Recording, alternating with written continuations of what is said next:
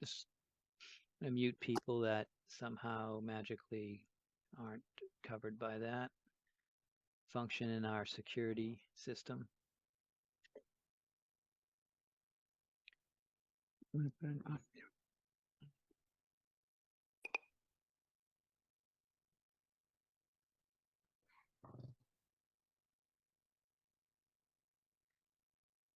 Hello, everyone. This is Chuck Tironi, Reading Conservation Administrator, pursuant to state legislation superseding certain provisions of the Open Meeting Law, General Law, Chapter 30A, Section 20, relating to the COVID-19 emergency, the November 8th, 2023 public meeting of the Reading Conservation Commission shall be physically closed to the public to avoid group congregation. The meeting shall instead be held virtually using Zoom. Please note that this meeting is being recorded. I'll turn that on when I'm finished. All of the material for this meeting is available at the following link, which I will provide in the chat. Martha Moore, the Conservation Chair, will facilitate this meeting. Please note that there will be a public comment period for each hearing. Each vote taken during this meeting will be conducted by roll call vote. We will begin with roll call attendance. Martha, can you please review the agenda and take the attendance for tonight's meeting? Okay, on the agenda, we have continuing a hearing for 0 Small Lane, continuing a hearing for 413 Main Street. Recording in progress. I believe both of those we will vote to continue to a future date. Then 87 Walker's Brook Drive, 37 Melbourne. And then we have discussion about the Reading Wetlands Protection Regulations and Meadowbrook Access Easement. And then for some old new business, we have a minor plan change on 550 West Street. We have a request for a certificate of compliance at 59 Forest Street. We may have some news on violations, and then discussion items and minutes for approval for the October 25th meeting. So that's it. And then can you say you are here when I call your name? Bill. Bill McCants, member here. Brian. Brian Rowe, Vice Chair, present. Walter. Walter Talbot, member, present. Okay, why am I not seeing everyone? Andrew. Andrew Driven, member, present. And Tony. Tony Rodolakis, member, present. Okay. All right. Back to you, Chuck. Sure. So we could start on the agenda, but I would just let you know that the first two items on our agenda, 0 Small Lane and 413 Main Street, have both continued. One to January 10th, 0 Small Lane, and the other to December 13th. So you'll need to go through that with the commission and vote to continue each. Okay, so can we start with a motion to continue 0 Small Lane? I believe they want to continue to January 10th. This is Brian Rowe. I'll make a motion to continue 0 Small Lane to January 10th. Okay. Second. Walter Talbot, seconds. And start voting, Bill. Bill McCants in favor. Brian Rowe in favor. I think, Walter, you're next. Oh, okay. Walter Talbot in favor. Andrew Driven in favor. Tony Rodolakis in favor. And Martha Moore in favor. Okay, and then 413 Main Street wants to continue to December 13th. Can I have a motion for that? This is Brian, make a motion to continue 413 Main Street to December 13th. Walter Talbot will second. Bill McCants in favor. Brian Rowe in favor. Walter Talbot in favor. Andrew Driven in favor. Tony Rodolakis in favor. Martha Moore in favor. That's unanimous also. Okay, that takes us to 87 Walker's Brook Drive. I will read the introduction while Chuck sets everything up for us. Sure. Open the public hearing on a notice of intent filed by William Camuso, Lay Enterprise LTD, pursuant to Massachusetts General Law, Chapter 131, Section 40, the Wetlands Protection Act and/or the Reading Wetland Protection Bylaw, Section 7.1. The applicant proposes to replace fuel dispensers and associated piping. The protective mat located above the existing 4 underground storage tanks and concrete mat associated with the fuel canopy will also be replaced. All of the work is within the 100-foot buffer zone to a bordering vegetated wetland. The application and plans can be viewed during regular business hours at the Town Hall Conservation Office, 16 Lowell Street, Reading, Mass. 01867, and on the Conservation Division page under the Project by Year, Assessor's Map 13, Lot 3, DEP file number 270-0777. Oh, so Jim Bernardino has permission as co-host, and he can turn his video on. Jim, before we get started, is there anyone else here with you that I need to let into the Yes. meeting? I have Bill Camuso. He's the applicant. I think his username is under Lee Camuso. Yep, see that?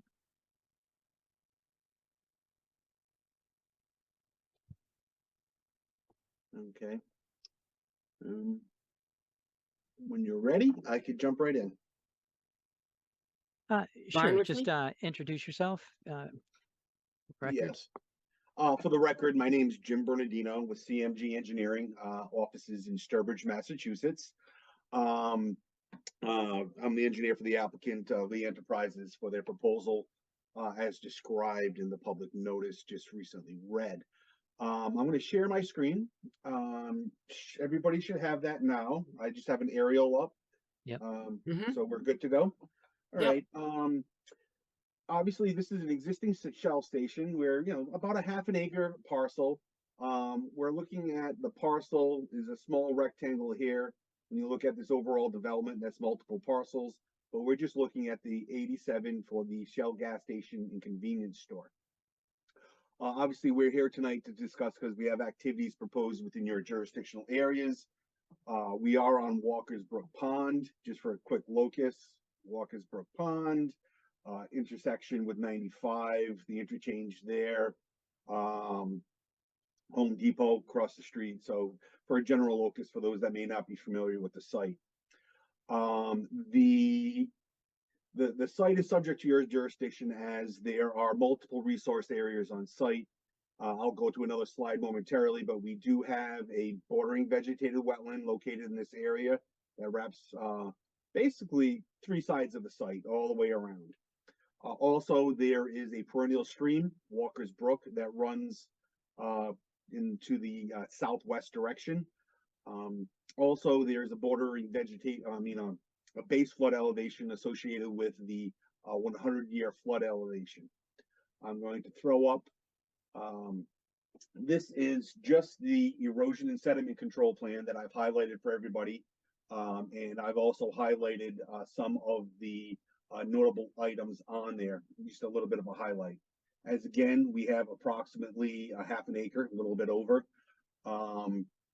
We have the bank, the mean high water line located here, running north and south.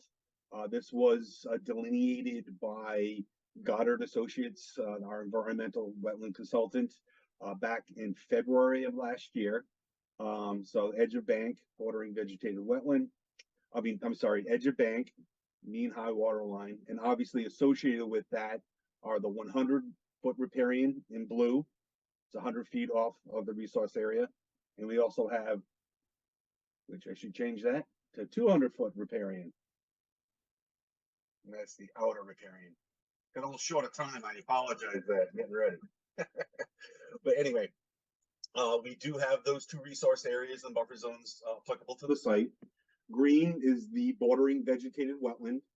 The green offset over here is the 100-foot bordering vegetated buffer zone, 100 feet.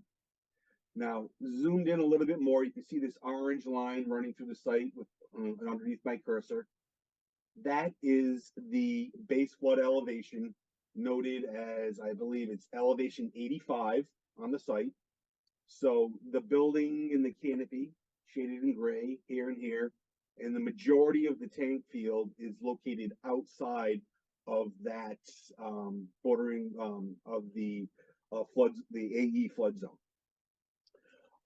What's being proposed is what we call a tank top replacement for the overall development. We have existing 4 10,000-gallon underground tanks on the site. The protective mat that's above it is going to be removed as part of this project so we can gain access to the tanks and replace all of the brains, the component, and the monitoring systems associated with the tanks. So we're going to be installing new sumps that are all be watertight, new tank gauging equipment so we know what the levels of the tanks are, also monitoring equipment so that we know if there's any of the sumps that are supposed to be watertight are leaking. We have sensors to identify that, as well as sensors for the interstitial space for the underground tanks themselves. The interstitial space is the space between the 2 walls of the tank. These are all double-walled existing tanks on site. For the purposes of the notice of intent, we're assuming that the entire gasoline pad underneath the canopy will be removed. In theory, in most likelihood, there'll be limited areas of excavation in that, but to be conservative, we assume the worst case scenario in our notice of intent that was submitted. We are looking at, for alterations of the site, we are looking at approximately 295 square feet of bordering of the base flood elevation being modified. Now that's just clipping the corner of the tank and some minor asphalt work that'll be around it to, make sure upon the installation of the new concrete pad, they match up seamlessly. There is no topographic alterations to grade with this project. So there will be no flood impacts or flood filling as a result of this project. Therefore, no mitigation measures for compensation of the floodplain are proposed. We are also looking at riverfront area, from the 100 to 200 foot zone. We are just slightly over 3,800 square feet of alteration of that zone. Now that alteration is in here, as well as a very minor trench to replace a vent line for or associated with the underground tanks. Now that alteration is a temporary alteration on a previously disturbed area. So all that area that's being noted as being disturbed is previously disturbed and is being proposed to be mitigated by replacing it in kind at the completion of the project. We've outlined some BMPs to be implemented during construction. We do have a silt fence with straw wattles along the side of the property adjacent to the wetlands, along the entire length of the property where we anticipate construction to happen.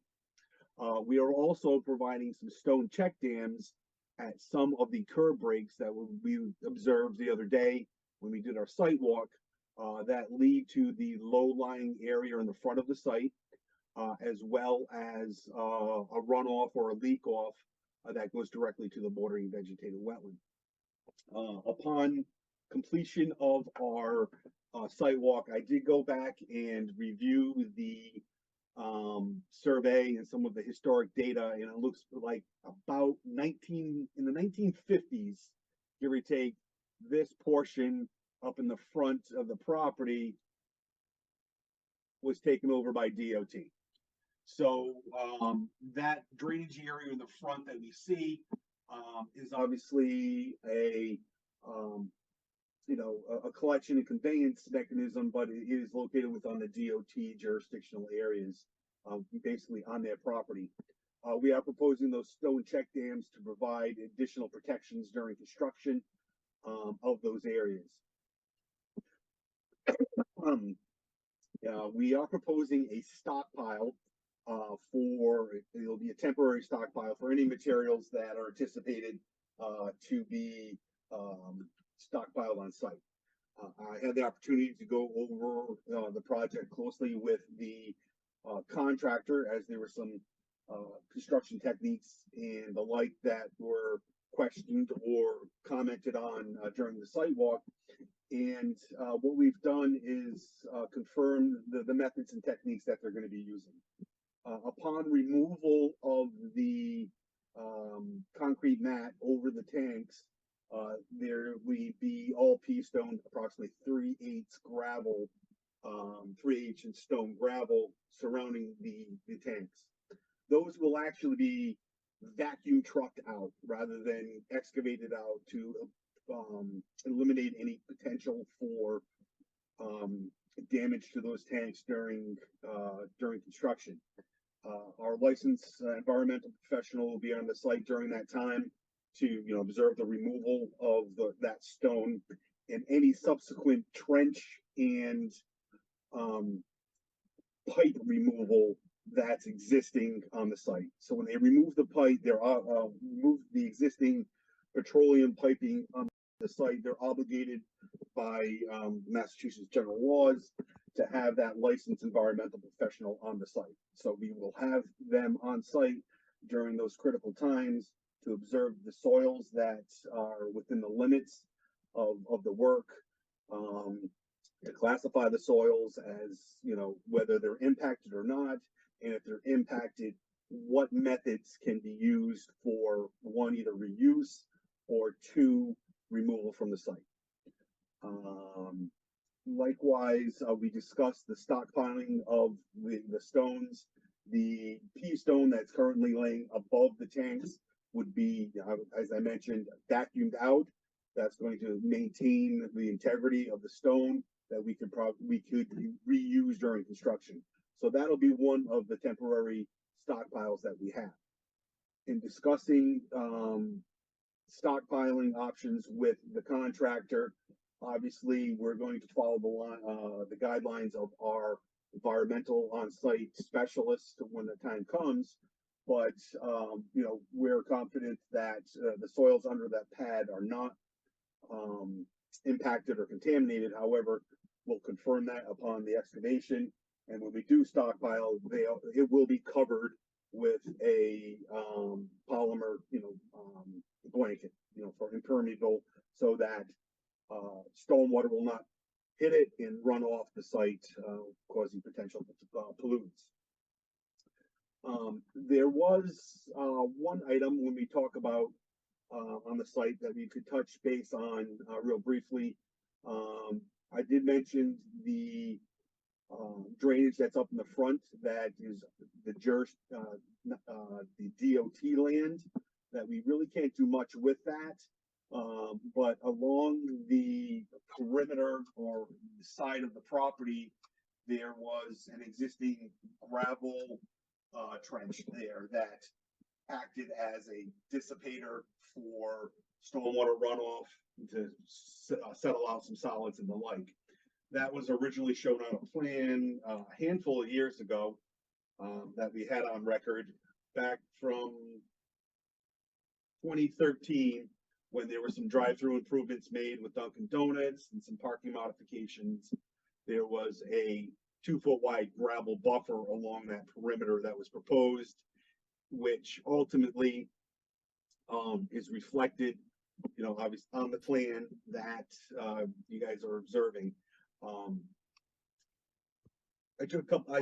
These are a couple pictures of those areas that we talked about. So basically, we just have curb stops along this perimeter. They're not tight, so water is coming to the edge and running through this gravel strip here.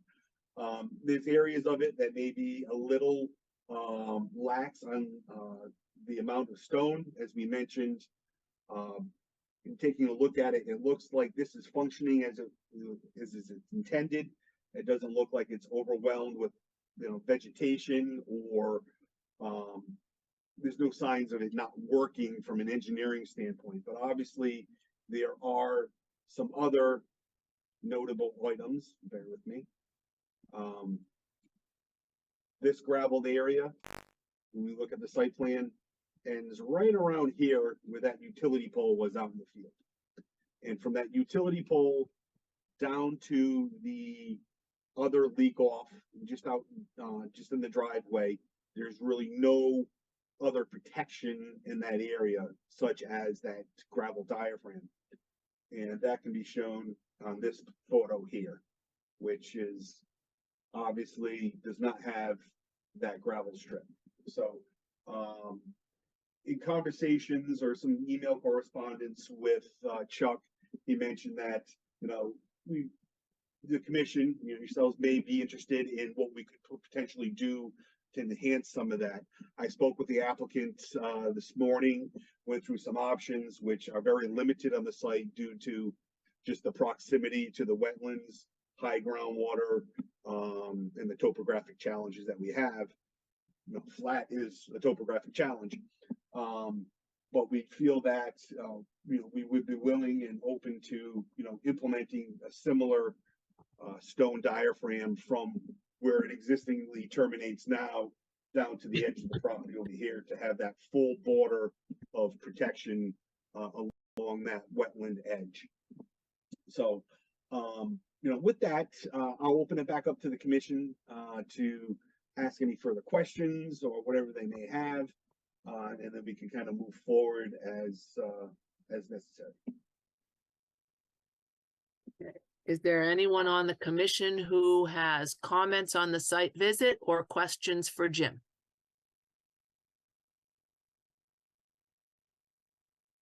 Brian? Yeah, Jim, I think you covered most of the things that came up during the site visit. I think you should plan on extending that gravel trench. You said it was an option, you're open to it. I think you should plan on doing it. As far as the gravel trench goes, are there other areas that would already exist that you think are thin enough that they should be beefed up? No, in taking a look at the site, it's really confined with our proximity. We took a close look. We only have about 4 feet between the edge of the existing pavement and the property.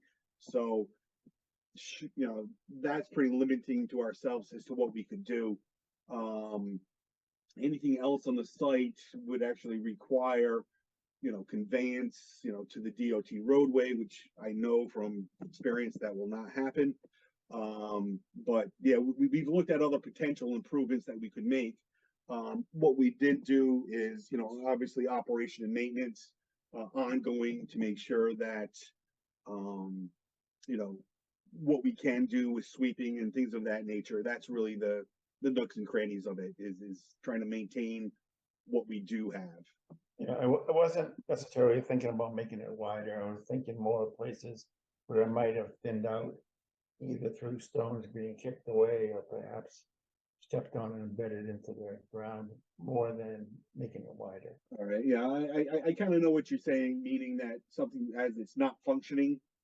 Yeah. It's no, for the most part, it looks tight and there, but when you look at it, we still do have, relatively loose rock that's there that it's not really to promote infiltration, it's to dissipate the flow and the rate coming off so that the stone has the opportunity to grasp the pollutants, the sediment, slow it down and have the sediment filter out in the first few feet of vegetation beyond it. So I do think what's there today is working well. But obviously I think we all saw that little bit of a gap that's there that would be definitely appropriate to enhance. Okay.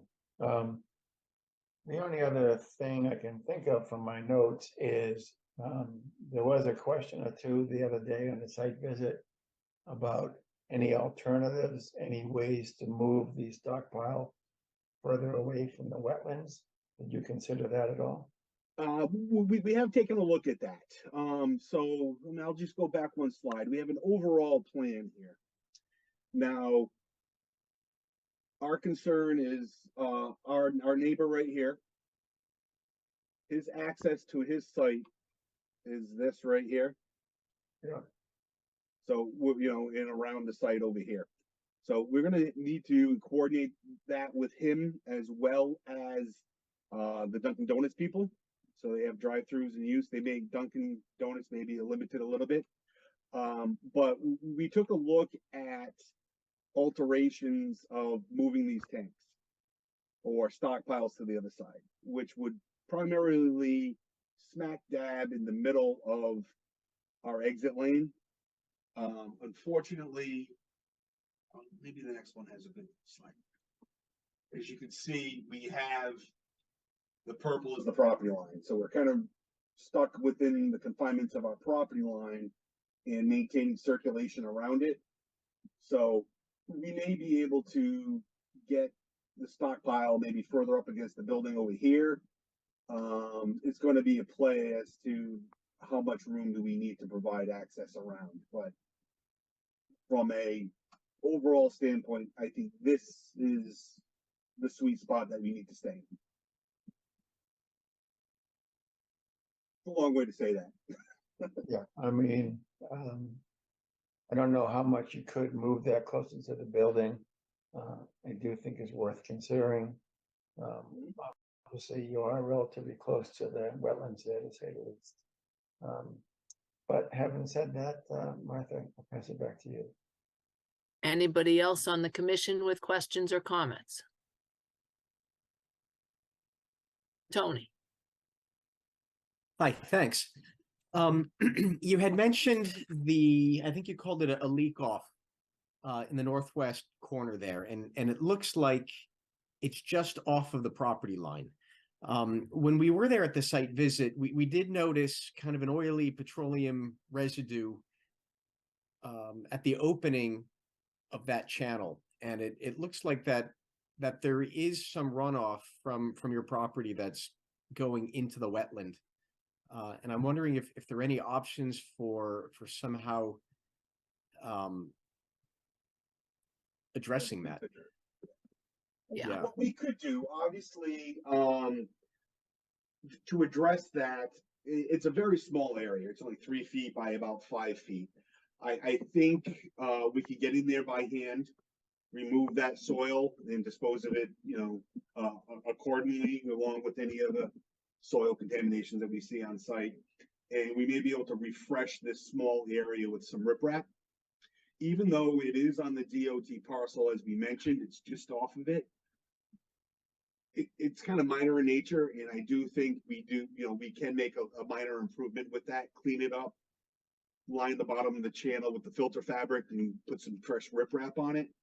But my concern with being off-site was this larger area up front that would require heavy machine work to get out there, and the concerns with the DOT on that. But I think if we get in there with some hand shovels and clean out that area, contaminate, rake it up and clean it up, we shouldn't have any issues. And you would reach out to DOT to get the permission? No, we wouldn't. We would just do that in the Okay. course of cleaning up of the stone check dams and the like. Getting a DOT permission for any of that work, not being advantageous or anything, but we're talking about a 6-month process that could cause more issues and concerns. I don't want to say cause issues and concerns, but DOT may bring up a handful of other items as well, that may be non-related to what we're trying to accomplish here. Okay, great. I appreciate your willingness to address that.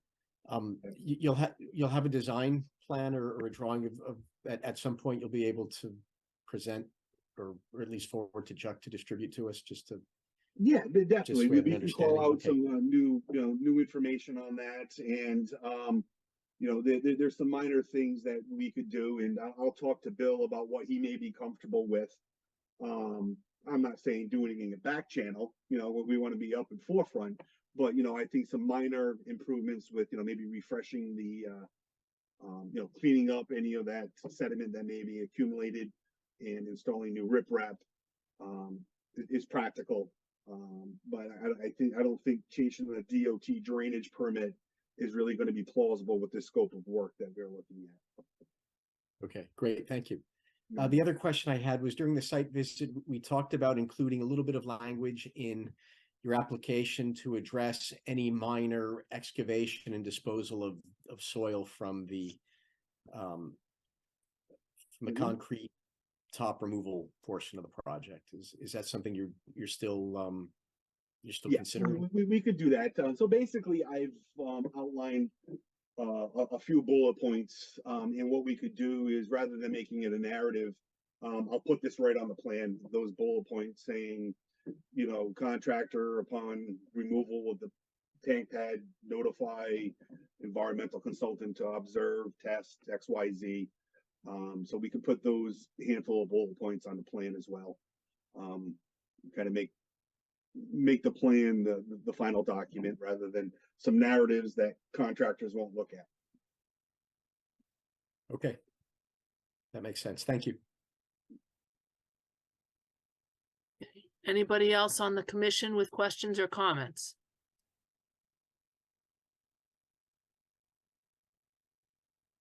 Andrew, Thanks for the thorough presentation and then checking out the site with us on Monday. My question is just following up on Brian with the stockpile. What is it that you are going to be stockpiling? What will need to be stored? What kind of material? What we're anticipating for materials to be stockpiled is basically everything underneath these tank pads, and everything is 3/4 inch pea stone. It's a rounded stone. It's kind of smooth. So that's what we're anticipating. We use that for backfill around the tanks and the pipes because it's smooth. It doesn't penetrate. It doesn't poke the pipes.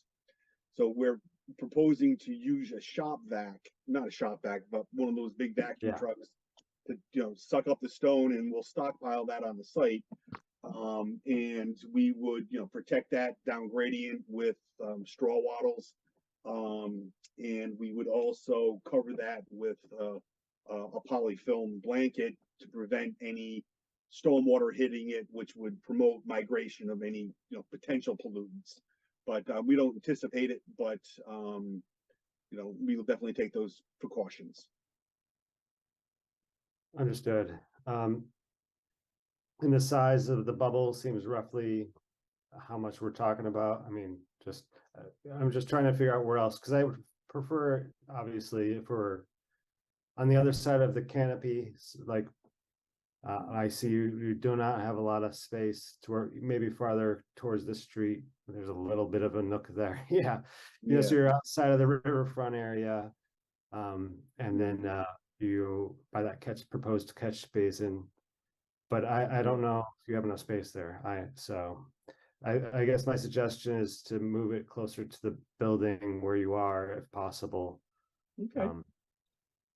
And we could do that and put some notes to the contractor to coordinate, with myself to assure that, the greatest protection separation can be provided. Okay. Other than that, I think that's my primary concern. So pass it on to other commissioners. anybody else on the commission, or Chuck, do you have anything?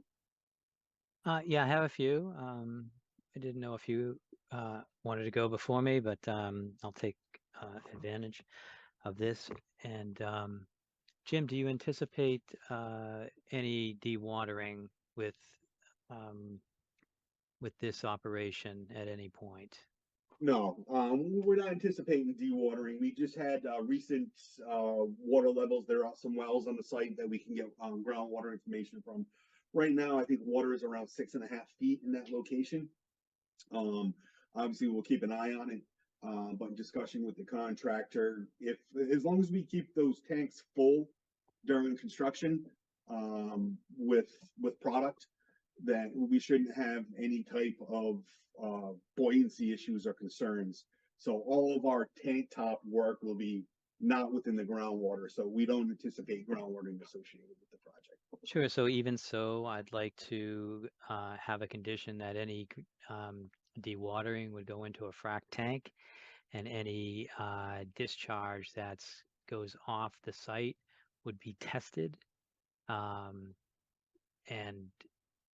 that would happen prior to any discharge. I had another question about that proposed catch basin inlet protection. Mhm.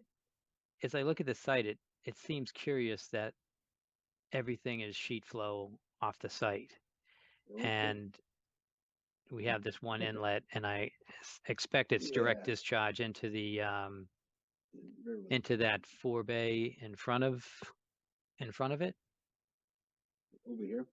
Yeah, Okay. that's what I suspect. It just seems like it would be an opportunity to put a more proprietary system in that to separate the oil and the grease from discharging into the forebay. And I'm surprised that so many projects have happened here and this hasn't come up. Do you know if that's direct discharge or if that's what we're talking Truthfully, about? I do not know. That's why I was popping back and forth with between pages.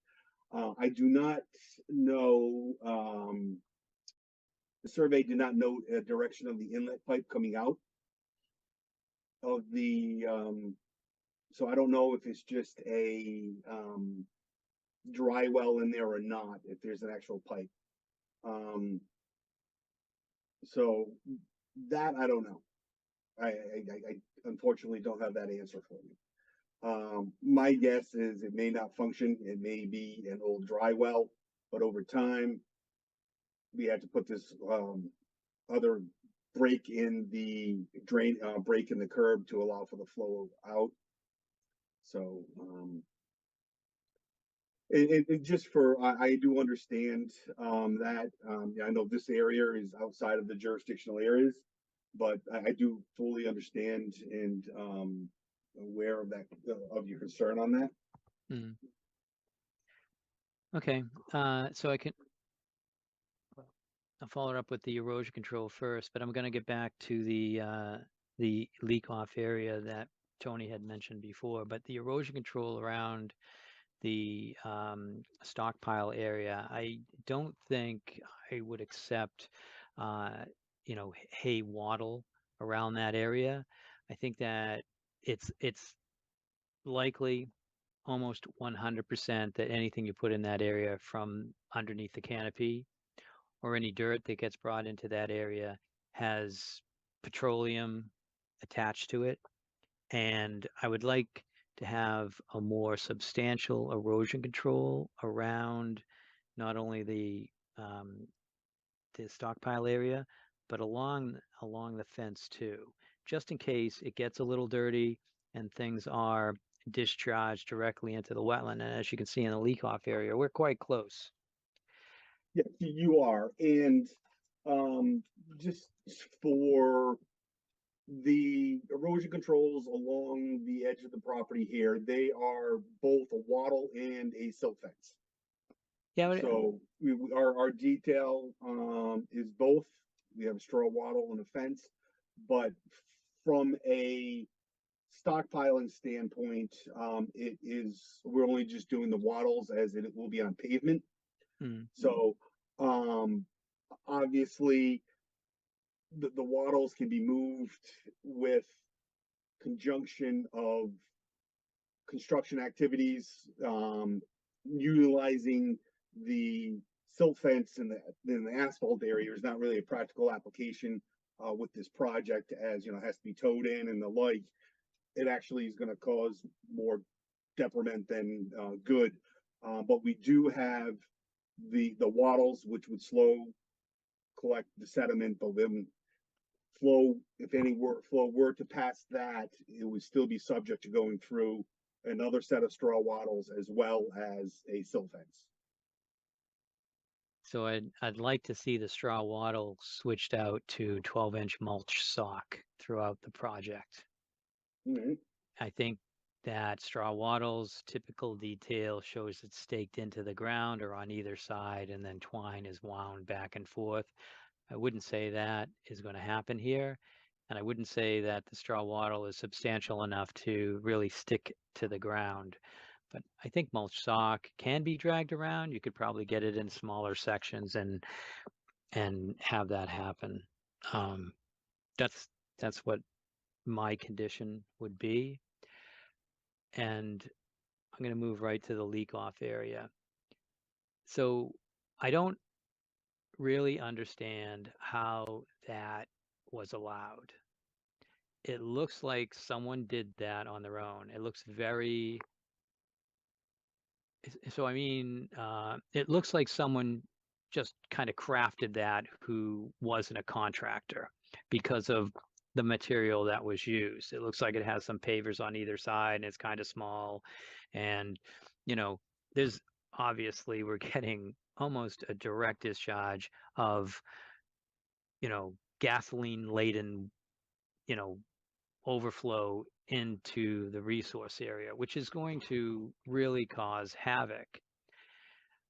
I would wonder where the permission is to allow that, and I can't see that being allowed, to be honest with you. I mean, it's so obvious that we have gasoline, oil, diesel, and if we go back to the wetland delineation, it's almost at the far end where this thing just discharges. Yeah, wetlands are 5 feet off the edge of this.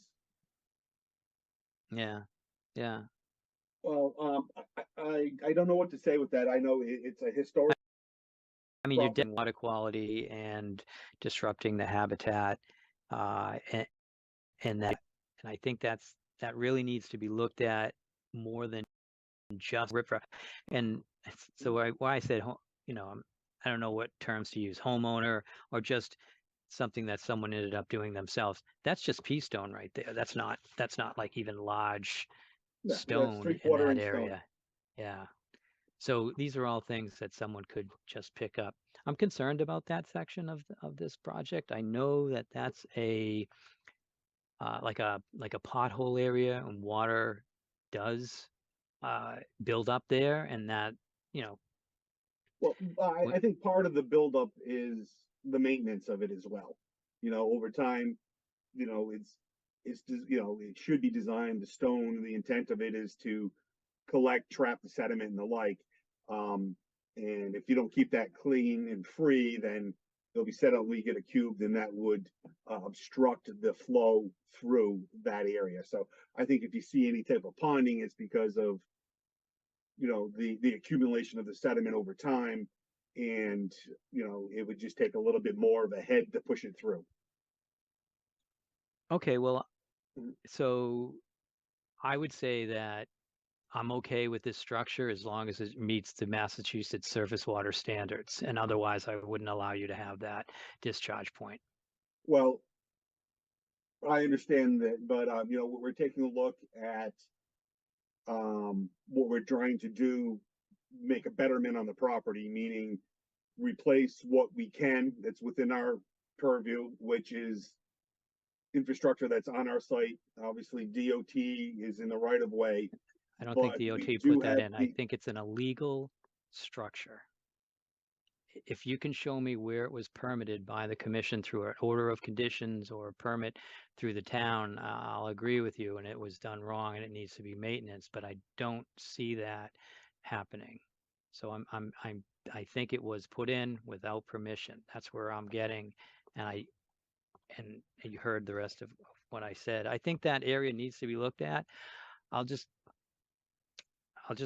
leave it at that. I wanted to bring that to the attention to the Conservation Commission, that maybe even fixing that is not enough in this situation.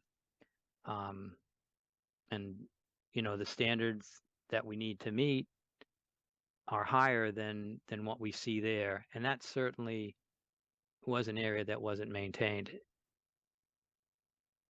So that's all of my comments. But at the bare minimum, I'd like the commission to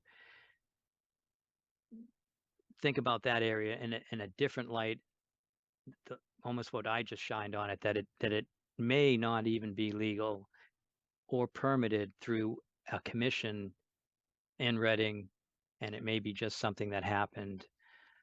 And again, I don't mean to, I'm just trying to describe it in the proper terms, that was just done through necessity because of that puddle. I'll take a closer look, see what I can find within my records. I know it's been here a long time, and I'll do what I can for recon to find out when that was established. And try to put some dates to that, and see if ultimately there is a order of conditions that was issued for that back in the day. Okay, thank you. Bill? Yeah, so I just, and thank you, Chuck, for those insights. So I just want to understand, you have the purple line. Are you representing that as the property boundary? Yes. Okay, so I'm confused as to who owns the property on which this possibly unpermitted structure was placed. From what I've found, historically, it's the DOT right of way. Okay, so I guess this is a question for Chuck. Why does the owner have the responsibility for something that's in the DOT right of way? They don't, but I guess it's so this is an opportunity to satisfy the commission somehow, because, you know, obviously if I'm not going to do anything about it, I'm going to call DOT and I'm going to tell them they have an issue. Okay, I just, I'm big on property lines and responsibility. That was the reason for the question. Thanks. And I appreciate, because I didn't get a chance to add that second half, you know, DOT probably wouldn't, you know, I don't know what they would say, but they're around enough for me to get a hold of them through my contacts or the engineering department.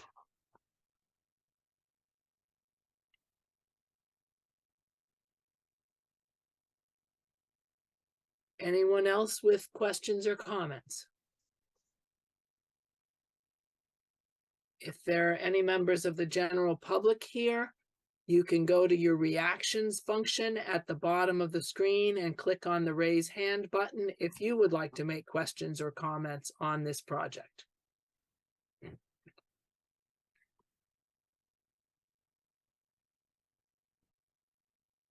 Okay, seeing none.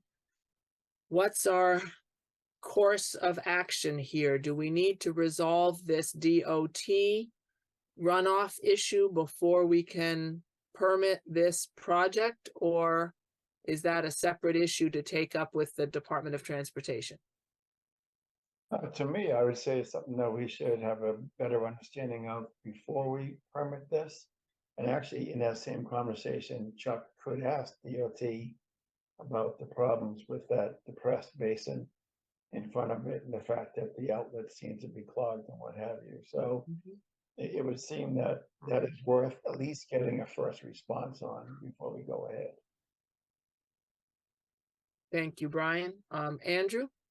I feel the same way. It does seem like it'd be good to bring in the DOT just for the bigger issue, the front, before we move on, although it doesn't seem totally related, but I also am kind of curious, just getting a little bit more answers about what Chuck was asking about.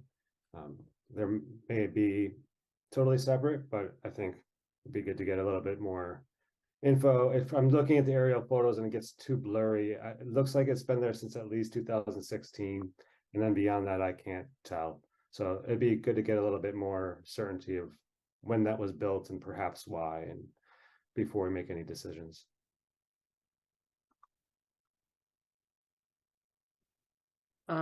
Jim, it sounds like the commission would be more comfortable continuing to a later hearing. Are you okay with that? Yes, and in the meanwhile, I have a handful of items that I can address, put on a new plan. I can coordinate doing that, getting it over to Chuck. I also have tons of old research information on the DOT roadway and the like. I'm looking at that little cutoff that was probably back to the 50s. Don't know if the drainage was there or not, but the odd property line shape was.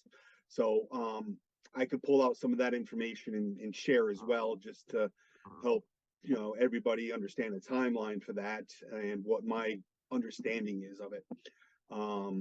So yes, we would be open to a continuance to the whatever meeting date you think may be appropriate. The next meeting is December 13. So you'd need to get your information back to us by December 6th. Would that be enough time? Yes, that'll be plenty of time. Okay. Do we have a motion for that? This is Brian. I make a motion to continue 87 Walker Brook Drive to December 13th. This is Andrew, I second that. Bill McCants in favor? Brian Bowen in favor. Walter Talbot in favor. Andrew Driven in favor. Tony Rotalakis in favor. Martha Moore in favor. Well, thank you all, and we'll be in touch. Okay, thank you, Jim. Thank you, Jim. Thank you. Take care.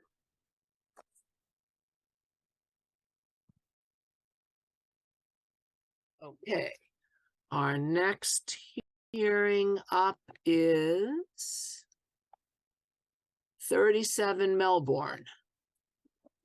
And Chuck, if you get them settled, I will read the blurb.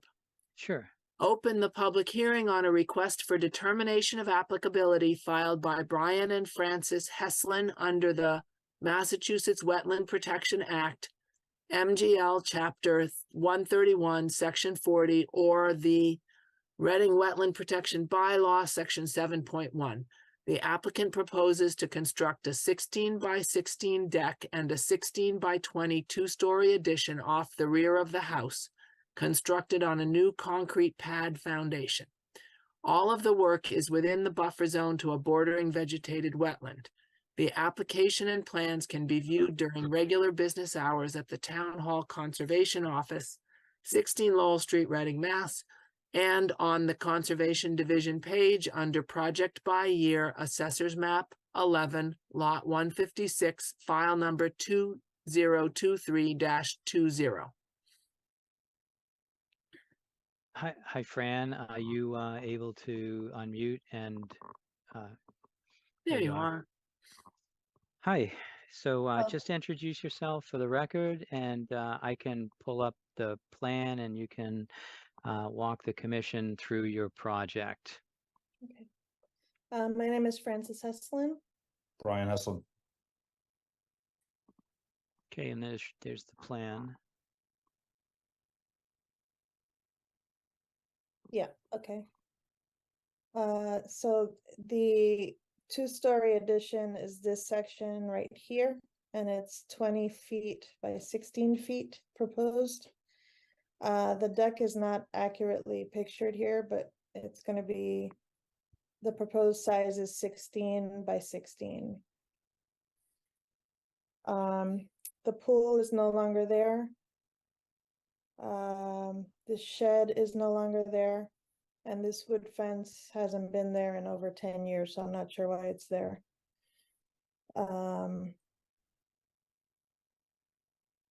That's it.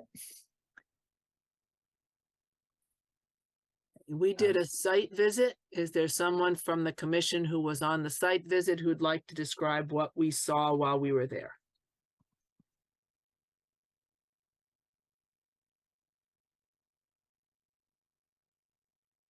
Brian. I was actually going to get right to some questions, but I guess first I'll talk about it. So a number of us went there. Among other things, we took a look out beyond the fence. There's a gate. We went through the gate to see it was out there, and that's where there's a culvert where the stream comes from under the ground. There's a trampoline about-ish where the pool indicator is now, give or take. And some work has begun. I forget exactly if the deck is down already or not, but it doesn't really matter. Unless there's other key points that the commission members want to add, I'd like to get to some questions. Yeah, I would like to, I think the work has not yet started. They have some Okay. stakes in the ground. Yeah, that's what it Um, was, yeah. I think maybe you're thinking of the Lynetta Lane parcel. I did wonder if I was conflating those. And I did. Okay. There is a new shed located on the, I don't know, in this picture, it's the bottom of the page. There's a shed that has been built that's not shown on the plan. And we also noticed that there were, wetland flags inside the property, more or less where the markers are, that claims to be a wood fence. And that there was some elevation differences in the backyard closer to the house. So there was a conversation at the site visit where we were wondering exactly how the wetland line was delineated, because it's just on stakes stuck in the ground. There's no vegetation in the yard to indicate what's the wetland. And there are 2 trees back there, but other than that, the whole yard out to the property boundaries is mowed lawn. That's what I noted on our site visit. Anybody else have comments of what they saw on the site visit? Andrew. No, it's just similar. It was all lawn, but we had those flags towards the back of the yard. And then the drainage channel, the intermittent stream that we saw. And yeah, I think it just raised some questions about what were the flags representing, and what are we supposed to do with that? I don't see it on the plot plan either. I Yeah. can pull up the Oxbow's rendering of their report. That Sure. would be helpful. And do you have share screen permissions? She does. Okay. Maybe desktop. Mm.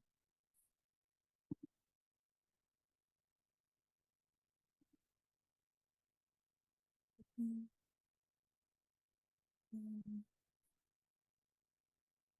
Sorry, give me 1 second. Mhm.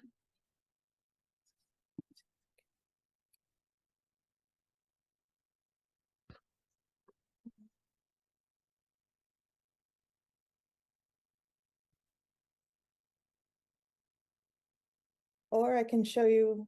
I You can't get want it. me to grab that? I can. If you don't mind, that would be Sure, great. sure thing.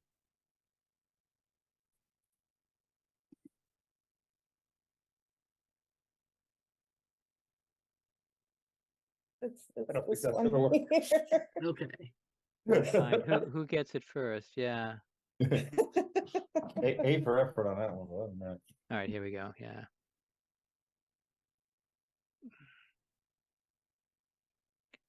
Okay.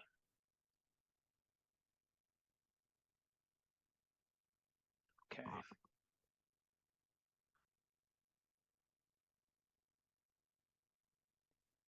Here's I'm just gonna scroll to There we go. Thank you, sir. Thank you. So we had Oxbow Associates come out on October 4th of this year to do a wetland delineation. And he did soil testing all in this area here. The blue lines that you see here are where the blue flags were. This is where he determined that there are wetlands. the red dotted line is the 25-foot zone of natural vegetation. The yellow line is the 35-foot no structure zone. And the green line is the 100-foot, let's see, bordering vegetated wetland It's the 100-foot buffer zone. Buffer zone. Yeah. So that's what their results were from their soil tests and Mhm. evaluation. Okay. Yeah. Andrew, This is more for Chuck, but I haven't seen this report. Was that uploaded to the conservation website? I can check right now and give you an answer, but I would think it should have been. Well, definitely should have been, but did it? and Uh, while you're doing that, we're looking at A1, 2, and 3 on the blue line. We found those markers outside the fence at the back of the yard, and then 4, 5, 6 were inside the fence. Yeah, I'm not sure we found 7. I think that if you see the line, the property lines are shifted in their rendering. I think they're more, they should shift, in reality, they're shifted over to the right and forward. Yeah. So So it should the be image of the fence is more or less where the property boundary is and not where it's drawn as a black line on your picture. correct, yes. Yeah. Yeah, that's not unusual. Okay. It's true in my yard too. The Oh, okay. property line does not match up with where my driveway is. Okay. But just, I was mentioning that for everyone else's reference that, we're looking at the fence along the back there shows as a shadow, and A1, 2, and 3 were through the gate. We could see them at the top of the culvert there. And then 4, 5, and 6 were the ones in the yard itself. And I don't think we knew to look for 7. And what we noticed in the site visit was that there was elevation changes closer to the house than A4, 5, and 6. And so it led to us asking about how the wetland was delineated, and you said they used soil testing. So we did not have an auger with us, so we could not also test for the soil in the same locations. Chuck, did you figure out about the? Well, it didn't get uploaded. It was just missed. Okay. Okay. All right, Brian. Yeah, so this elevation change you're talking about, I was gonna talk about, but in the question portion of it, we Mhm. might as well talk about it now. So Yeah, on you the- can also go on to questions. I'm open to start questions. Fair enough. So this depression is kind of peninsula shaped, starting somewhere around the A4 flag, give or take, and going up towards the house. The soil on the bottom of it is definitely soggy, bearing in mind there has been rain that may or may not be conclusive. The other thing that we should mention, we measured how far the tip of it, the closest part to the house is, and that's just about 35 feet, give or take. So that may be moot anyway. But Chuck, this is a question for you, actually. Do you think it'd be worth it to go out there with your auger? Not, well, basically to see what the soil is in that depressed part where it's so soggy.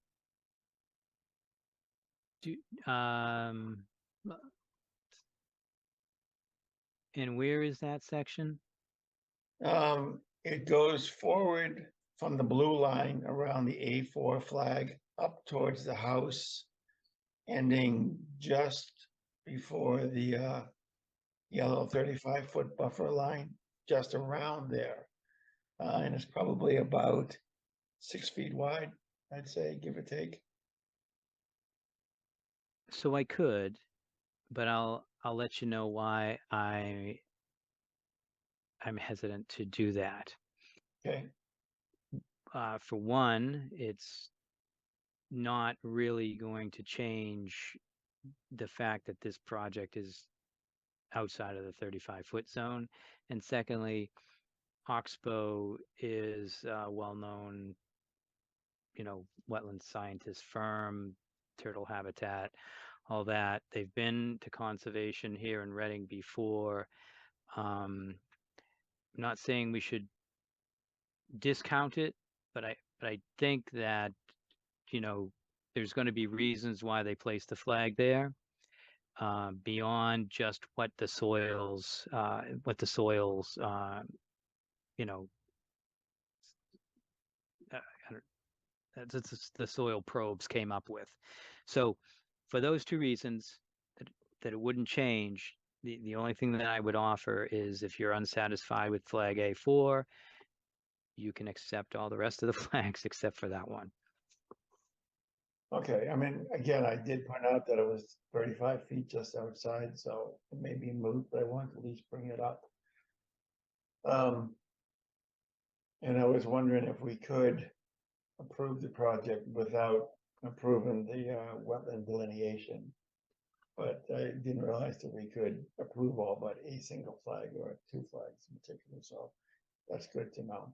So let's put that aside for the moment and get to some other questions. But before I do, on a positive side, I want to say this is one of the very few sites I've been to of late where, in looking over and beyond the fence, we saw no yard waste at all. And we did mention it when we were there, but it's worth mentioning because that's always surprising. Okay, having said that, there's a trampoline there now, which does extend into the 35-foot zone. It has a foundation under it and gravel and what have you. So I'd like the homeowners to agree to remove it once the kids grow a little bit older. We talked about that there, so I think they'll be fine with that, but I just wanted to do it on the record. Yes, we would be fine with that. And Dr. Brian, you say a little bit older, you mean when they're old enough that they're no longer using it? Right, and so when is that? It's kind of gray, I would say, out of high school Okay. as a rough number. And if by some chance your gymnastics daughter still wants to use it beyond that, you can go a little bit further than that. Okay. Thank you. So I didn't see on the plan any indication of where the stockpile will be for the materials. So we always want to have that away from the wetlands. So it Right. seems like up towards the back right of the house would be a place to put it, somewhere near where the shed is. I'm not sure exactly where it would fit there. You guys could do that, but I'd like you to update your plans showing a stockpile area. My assumption is that the construction interest is on the right-hand side of the house after looking at this picture.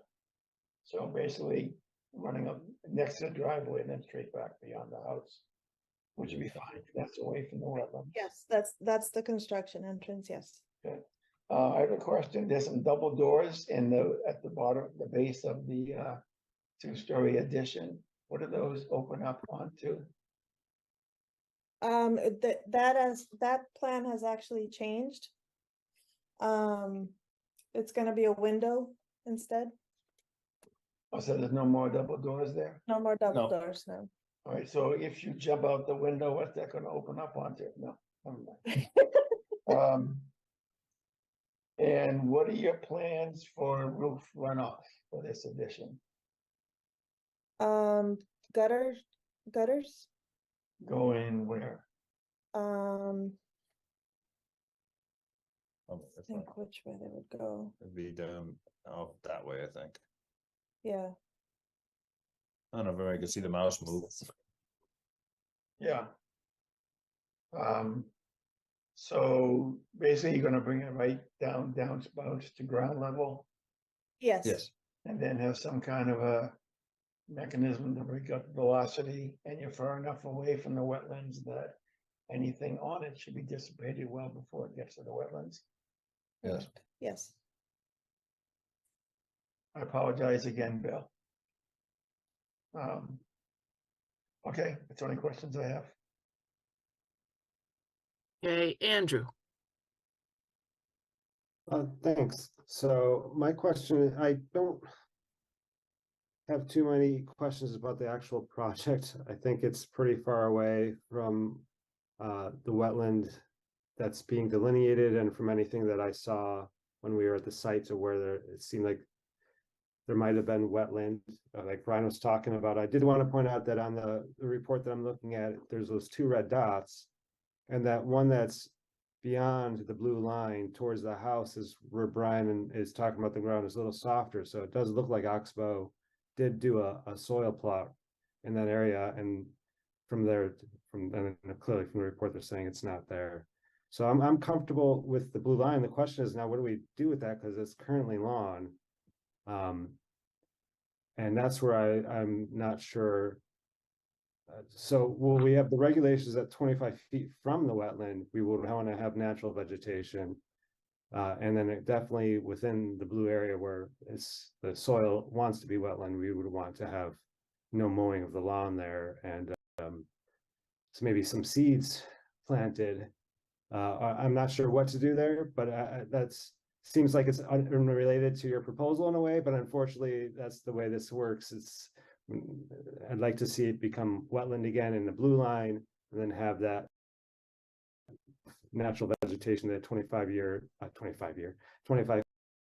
foot established somehow with some planting. So I'd like to see a planting suggestion or planting plan before we move forward. But that's really beyond that. I like the blue line. It seems a little curious when you're on your site that it's there, but if the soil scientist says that's wet enough to be wetland, then I think I just want to work with that. And then everything else seems pretty straightforward from that point on, in my view. All set, Andrew? Yeah, thank you. Bill? Thanks, and thanks to the homeowner for kindly showing me the back, including opening that back fence on a Sunday afternoon. So I had a similar comment or similar concern to Andrew. Anytime we have a project in the buffer zone, the 100-foot buffer zone, we're consistent about this in town. We like to see at least, at a minimum, a buffer strip, typically 3-5 feet from the BVW boundary. As Andrew was saying, we want to get away from turf lawn there at a minimum, just in the interest of the resource area. So I want to second Andrew's interest in having some kind of planting plan. Again, thinking of other projects where we encounter turf lawn like this, existing turf lawn, at least 3 to 5 feet wide.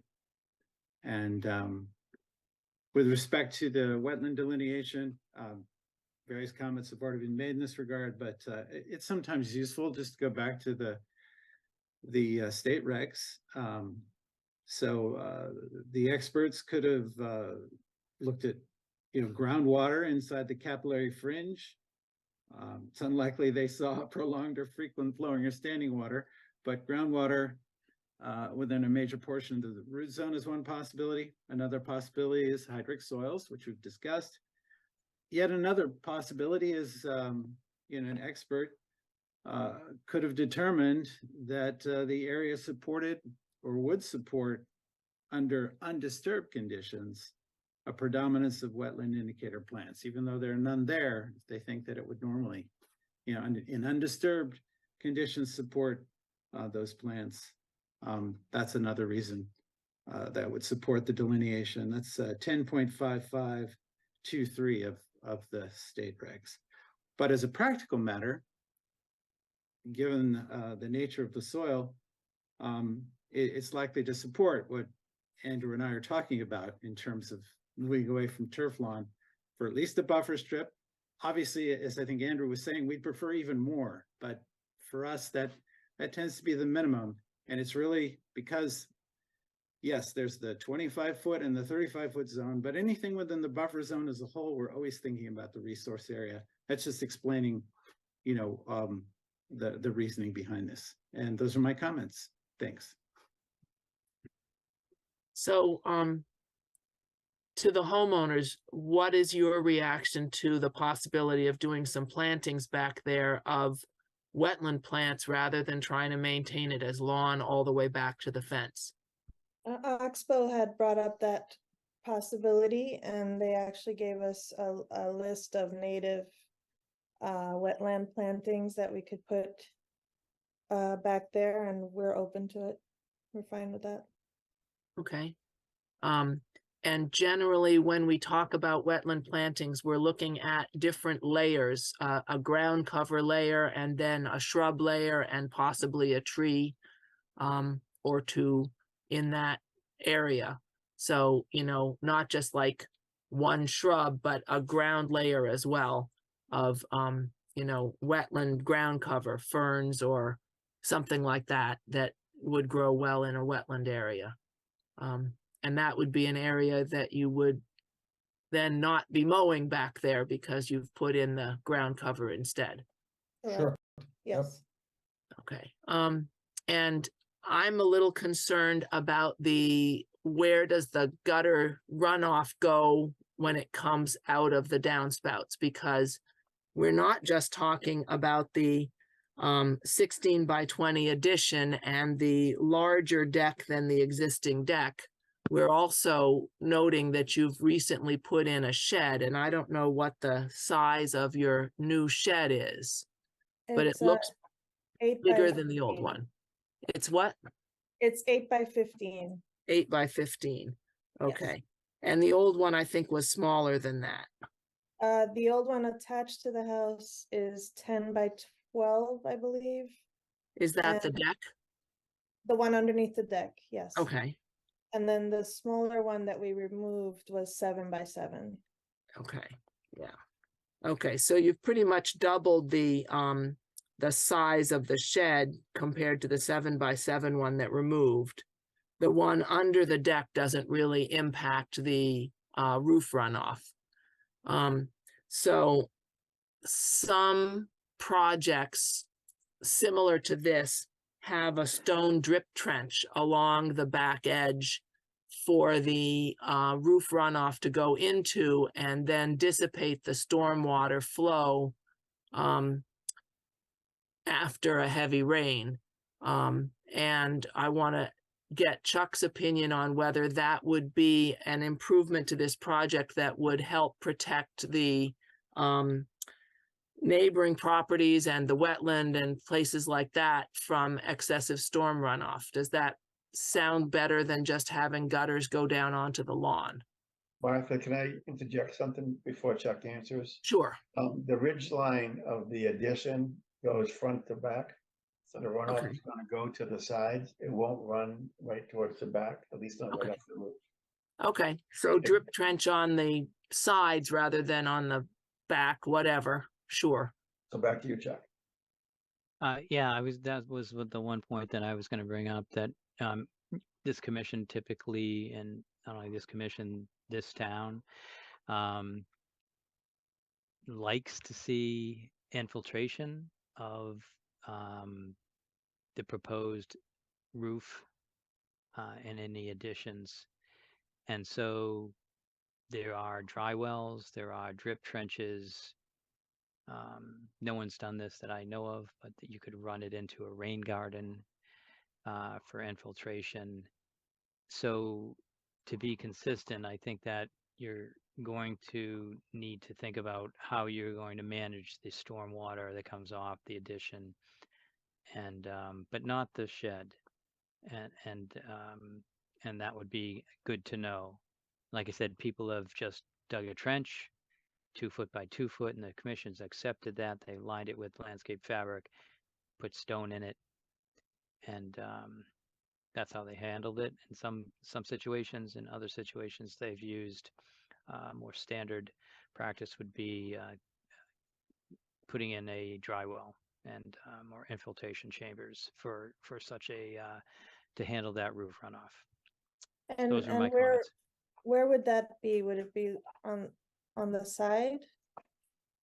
So it would have to. So what you'd want to do is run the gutters into it. So I suspect you would have the downspouts go into an underground pipe, come across the front of your addition, meet up, and then discharge into the dry well.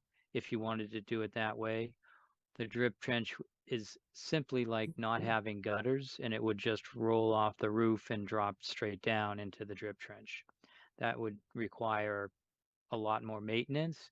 And if you didn't do the maintenance, I think that you may have some maybe some flooding or water issues up against the house.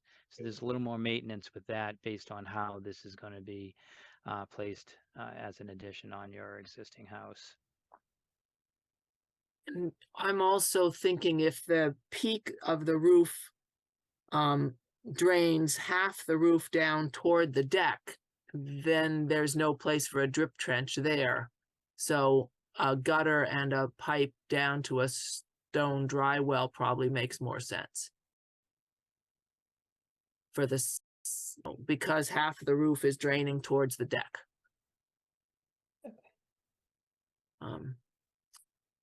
Tony? Thanks. I wasn't at the site visit, but in looking at the photos, it looks like there's a portion of the roof which drains to the front of the house, which is outside of the buffer zone. Of the remaining roof runoff at the site visit, did anyone see any signs of adverse effects from runoff under existing conditions?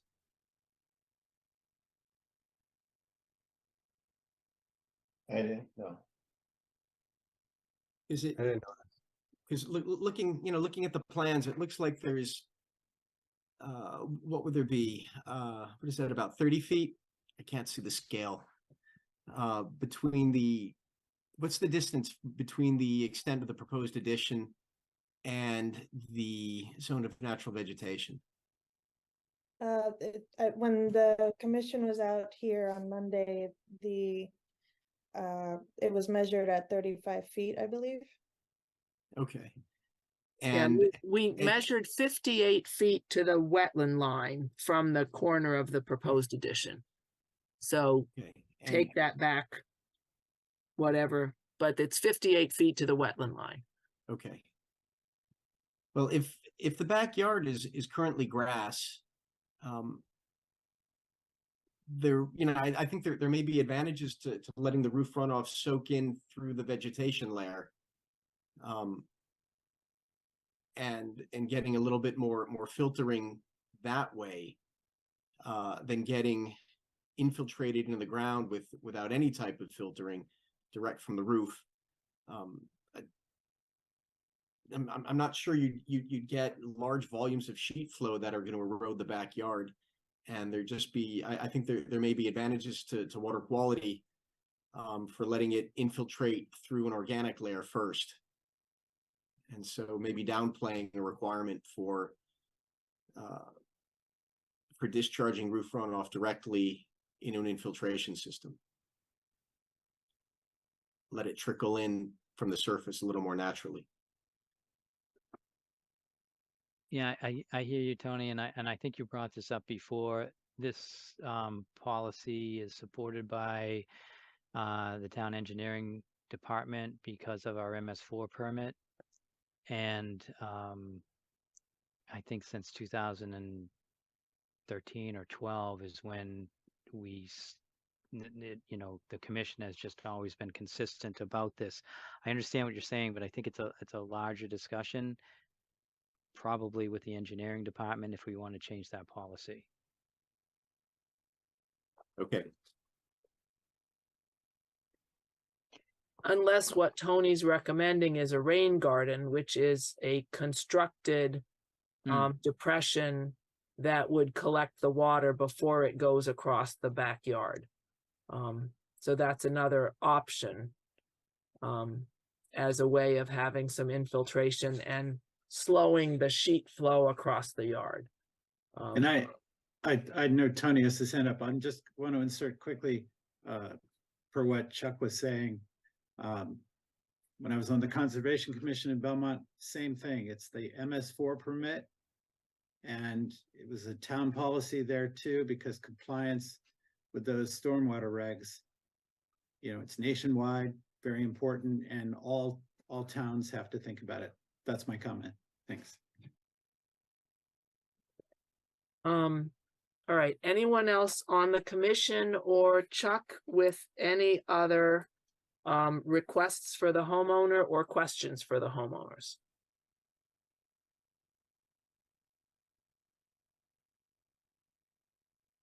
Okay, are there any members of the general public here? And maybe we could take down the screen share so I can see people's hands raised. If you're here with comments from the general public, use the reaction button at the bottom of your screen and use the raised hand function inside that reaction button.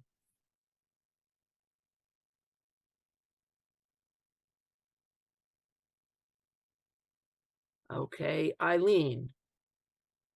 And let's see, can we give you permission to unmute there? Okay, this is just a general question that I'm just trying to understand what Andrew and William said when it was mentioned putting in about the plants.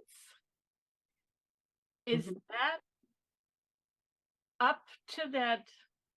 I don't see the red line, what they call the natural vegetation, that whole area, is that what is that? No, so what was proposed is you see the blue line that says 1A, 2A through A7. Yes. That's a wetland, and the commission has asked that that's reestablished or restored to a natural state. Where the fence is? Well, the red line, so the border of their property is probably this area back here.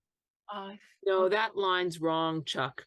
The border of the property somewhere is back the in this fence. area. Somewhere back in this area is the back of it. And so they're talking about filling in all this area between the blue line and wherever the property line is. But not over here, because that's hasn't been delineated, and the flag seems to take a sharp angle at this A6 to A7. So just on their property to establish this as a wetland, that's only with plants. And then in front of that blue line, I've heard 5 to 10 feet of a vegetated buffer strip. They would like to go all the way up to this yellow, to this red line, because that is 25 feet away from the resource area, the bordering vegetated wetland. I'm assuming it's bordering. Because in our regulations, that 25 feet from this blue line, which is the edge of the wetland, is a zone of natural vegetation, or a better way to phrase it is a no-touch zone. Okay, thank you for clarifying that. But just a comment, we don't usually require people with existing lawn to fill the entire 25-foot area. We usually are looking more on add 5 more feet of vegetation rather than the full 25 feet. If you were doing a brand new project and clearing the land, we would expect you to leave the 25 feet. But I think the process and the practice in this commission has been to regain some of that boundary bordering area, but not try to have the homeowners give up their whole backyard to make it a zone of natural vegetation.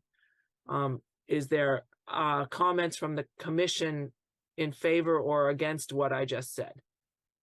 And I just wanted to add, I don't want to speak for Andrew, but I think the reason he mentioned up to 25 feet is occasionally we've had a property owner who said, yeah, I can do, up to 25 feet. But as Martha said, we'd like to see at least a minimum of 5 feet. That's all I wanted to add there. Thanks. Yeah, I'll just tag along there. I think it depends on the project. This is an RDA, it's not a notice of intent. So what we are expecting is a little bit different. So given the situation here, that it's an RDA, even with it being delineated, it's pretty far from what's being proposed. We're just trying to get the wetland, is my primary concern, reestablished and giving it some room to grow. Walter, I would not discourage more than 5 feet, but at least 5 feet, please. okay. All right, so I think we're all in agreement on that. And so it sounds like it would be good. Oh, we have another person raising their hand. Can George unmute and have a chance to ask a question? Good evening. We have our property at the bottom of the discussed property. We're on the other side of the fence, and we have found that in spite of the fact that it rained every year, basically that lower area on our property at least ends up being very wet and boggy.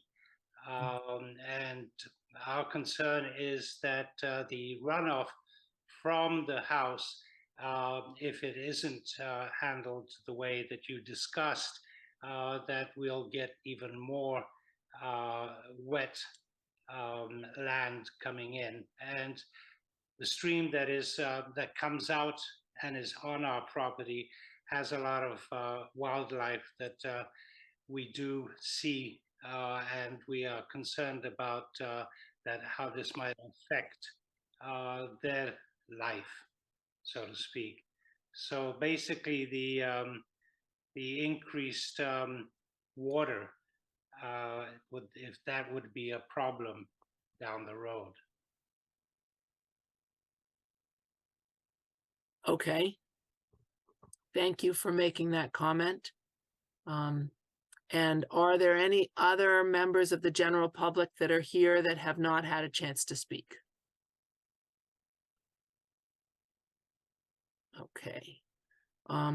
So it sounds like we need to ask the homeowners if they are willing to continue this hearing to a future date so that they can come back to us with some answers.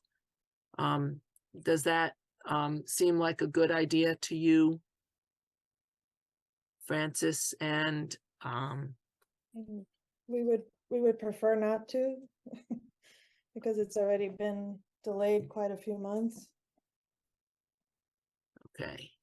And we're fighting winter now. Okay. So the things we're looking for are how you're going to deal with the stormwater, where your gutters are going to go to. We're looking for a construction entrance and a stockpile area marked on the plan, and a planting plan. Is there anything I've missed? So I have a list. I think you've covered some of it, but I'll just run through it. And I was going to say the commission needs to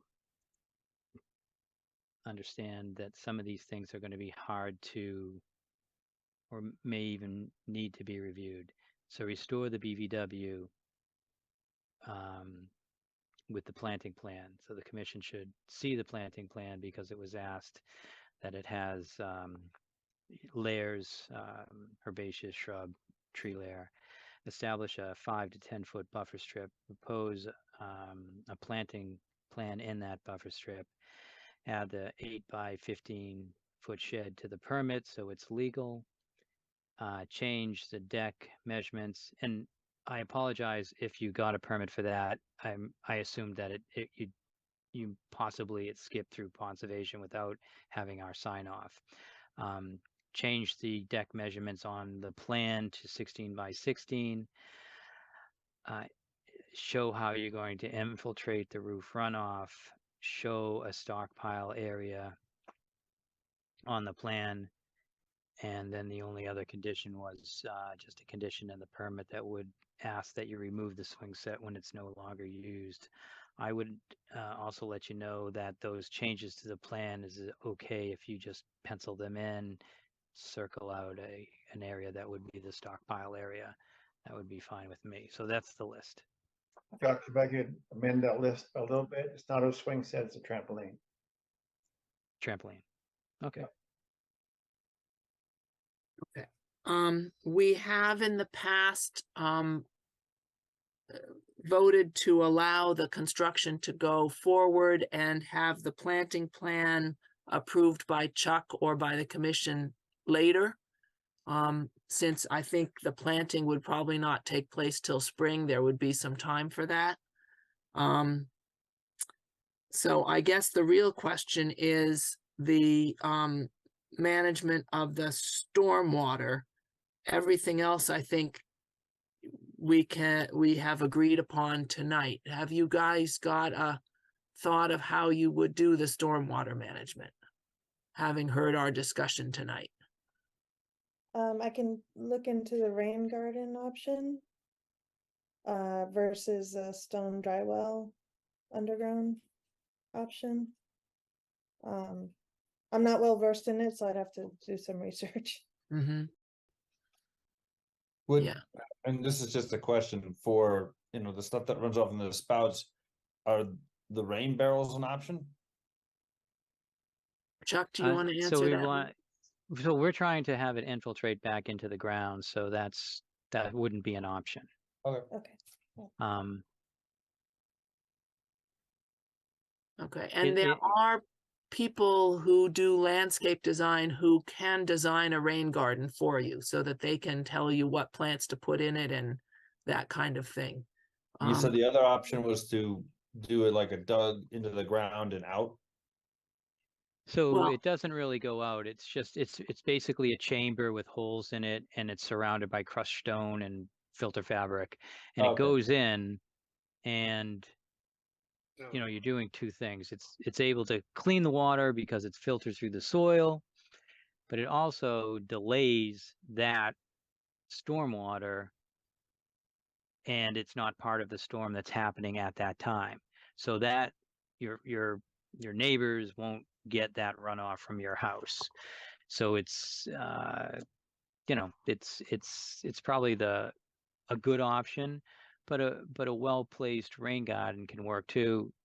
I'm just don't know where you're going to put it based on how your lawn looks at this point with the addition and all that. So I think that we would really need to review that. It sounds like it's something that you haven't done before, and if you don't hire an expert, it's certainly the Conservation Commission would have to make sure that that goes in. And since it's being required, the one thing about this permit is we would need to, which we can't do, but it would be nice to know that it's there for perpetuity, and there's no option to do that with an RDA. So it's I don't know, it's a little unsettling that if you go that way with this type of permit. That's all I'm saying for things that may be too hard to describe. But if it was a notice of intent, we would write it into the order of conditions, which you would have to record, and then it's always part of your deed. And so if somehow someday you sold the house and someone filled in that area, we could just explain to the new homeowners that this was a requirement that needed to stay forever. Andrew? I know it's not what the applicants want, but I think with the open questions, it would make sense to continue to get some of these questions answered. I'm not sure where the delay is coming from. This is the first time it's come before the commission, so I apologize about that, but. So let's, But it's up to it's up to them. yeah, it is, but, so I think there's some questions, but there's also an opportunity to allow this to move forward. The building department has a foundation only permit. I understand that that's what you want to get in prior to Right. prior to the frost. And that may be something that we can consider allowing that part to happen, but no building above it. I would just say that if you are thinking about the infiltration chambers, and we had this happen to us once, homeowner didn't have it put in at the same time that they dug the foundation. So it was a very expensive oversight. So you really want to make that decision first, or understand where you're going before you dig. I'm just throwing that out to the commission, because it doesn't sound like there's any questions about not allowing this. It's too big, it's too close to the resource area. So all those things may be able to happen, and we still continue for these questions that we've asked to review the planting plan, understand the infiltration,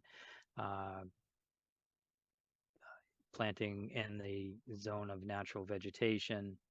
I read through them before. I'm getting a little mixed up, so I'm not going to try to read them again. So throw it back to the commission, to the chair, Martha.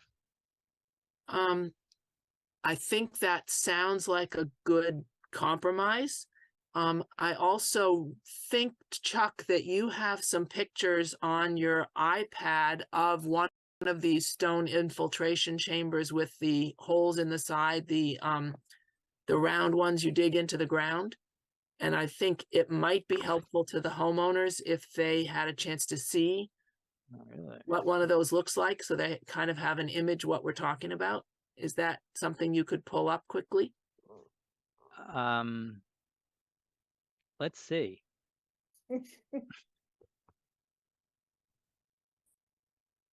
So I just don't know where. Yeah, I know you have a lot of pictures and it was just one of them. That's not the right one. I'm going to get commentary through this. Okay, go ahead. No, Keep giving it to me. So I know where it was, but I don't know if I took one, or did you see it when I was? Oh, yeah, I saw it when you showed them to me before the meeting tonight. There you are, so Melissa. here's Oh, one here. How about on the left? And in the middle, far back. So There you go. That round cement thing with the holes in it. It gets filled with stone, the water goes into it, and then gradually leaks out the sides through all those holes.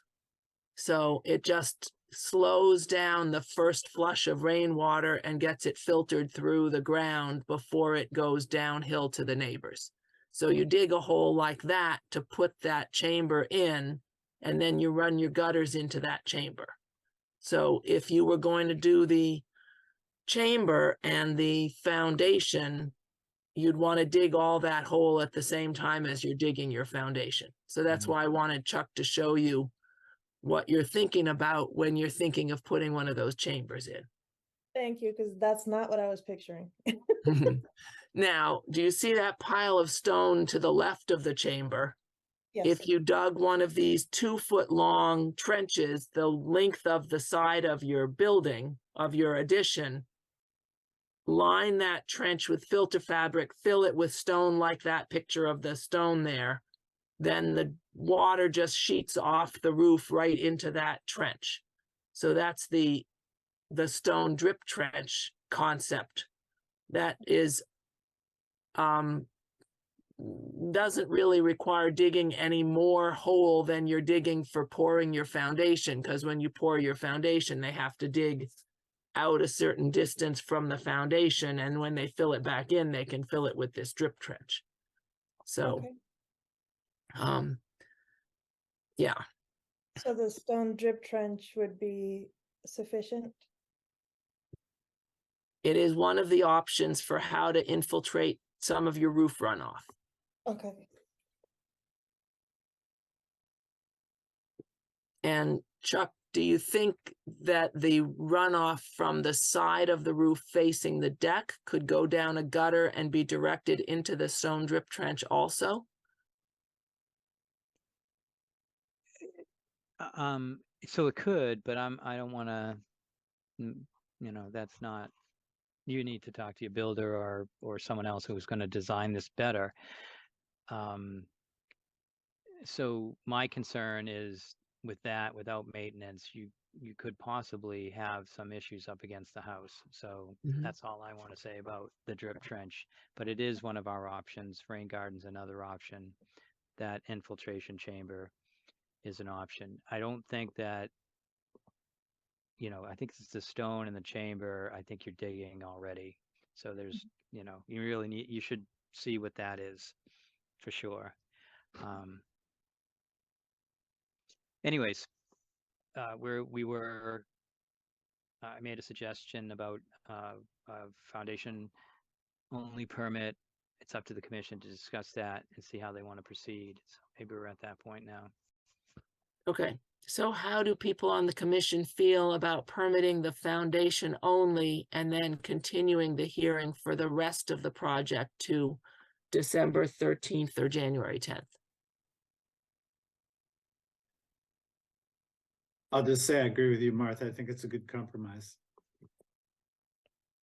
I agree. I think that makes sense. Okay, all right, so to the homeowners, do you guys feel like that works for you? Yes, Yes. and we try to have everything done by December 13th if we could. Okay, December 8th. All right, no, I said 13th. Oh, for Well, the meeting. I think the yeah, hearing is the 13th. You'd want to have week everything to before. Chuck a week ahead. a week ahead. Okay. Got it. Okay, all right, so can I have a motion to that effect? And does it need to be two separate motions, one for the permit for the foundation and one for the continuing of the hearing? Or can we do it all as one motion? No, we only approve, you can do it all at once. It's fine. Yeah, you can do it all at once. Okay, so can we have a motion to that effect? This is Brian. I make a motion to continue 37 Melbourne to December 13th. And give them permission to put in their foundation. And give them permission to put in foundation only. Second. Walt Talbot, Bill McCants in favor? Brian Bowe in favor. Walter Talbot in favor. Andrew Driven in favor. Tony Rotalakis in favor. Martha Moore in favor. So just a note, it looks like you're doing your permit, your permit is set up for foundation only. So we only need to sign off on that. So you're all set. No changes have to be made to that. Okay. Thank you. Okay. We'll see you on the 13th. All right. And if you thank you. have any questions, please reach out to me about anything that came up tonight, even if you want this list again. Okay, Cool, thank you. great. Thank you. Yeah. Everyone have a nice Thanksgiving. You too. Thank Bye you. now. Bye. Bye. Okay. All right. Chuck, what order do you want to do the rest of this hearing in? I see we have Scott Harris here. Do we want to go to that one, or do we want to go to 59 Forest Street and then come back to 5 and 6 later? There's no 6. I would just ask Bill, is this 5 minutes? Because we could just continue. I think it might even be less than 5 minutes. But Bill, do you anticipate the discussion about the 2 changes that town council made to the regulations to take more than 5 minutes? No, because the changes were so modest. Sure. Let's just continue on, Martha, and because it would be, it would be fine to just do it that way. Okay, discussion regarding edits to the proposed clarifying amendments to Reading's Wetlands Protection Regulations, review by Town Council. The Town Council only changed 2 words in the entire thing that Bill put together, so congratulations, Bill, an amazing job. I don't know if that's ever happened before, but Well, and appreciation to the whole commission for the wordsmithing. So the first is it the 4 right there? Yep. yeah, And then fixtures. Mhm. And that's it. I mean, we're so familiar with this document. These truly are minor. did you want to share the screen, Bill, or is it? Actually, it's up. The document is. at Yeah, least- I meant looks like it. instead of me. Oh, no, because I'm assuming everyone else is very familiar with this. We've been over it so many times, you've all seen it. So it's really just focusing on the 2 tweaks town council made as far as I know. Yep, and those are them. We had talked about this. I don't know if much else has to be said, and Martha, you may see if there's any hands raised and then ask for a motion. Yeah, anyone else, anything we need to say, or can we have a motion? So my question is, what's the motion for? Is it to accept the changes? Is it It- to? Except the edits. Yep, Yeah, the edit. town council edits. And that's the only motion we have. Is there a motion to take the next step? We don't need a motion. So the next step would be I advertise it in the newspaper, put it on the agenda. And then it's open to the public discussion. Okay. And, obviously I have to send it to the boards and all that, but Yeah.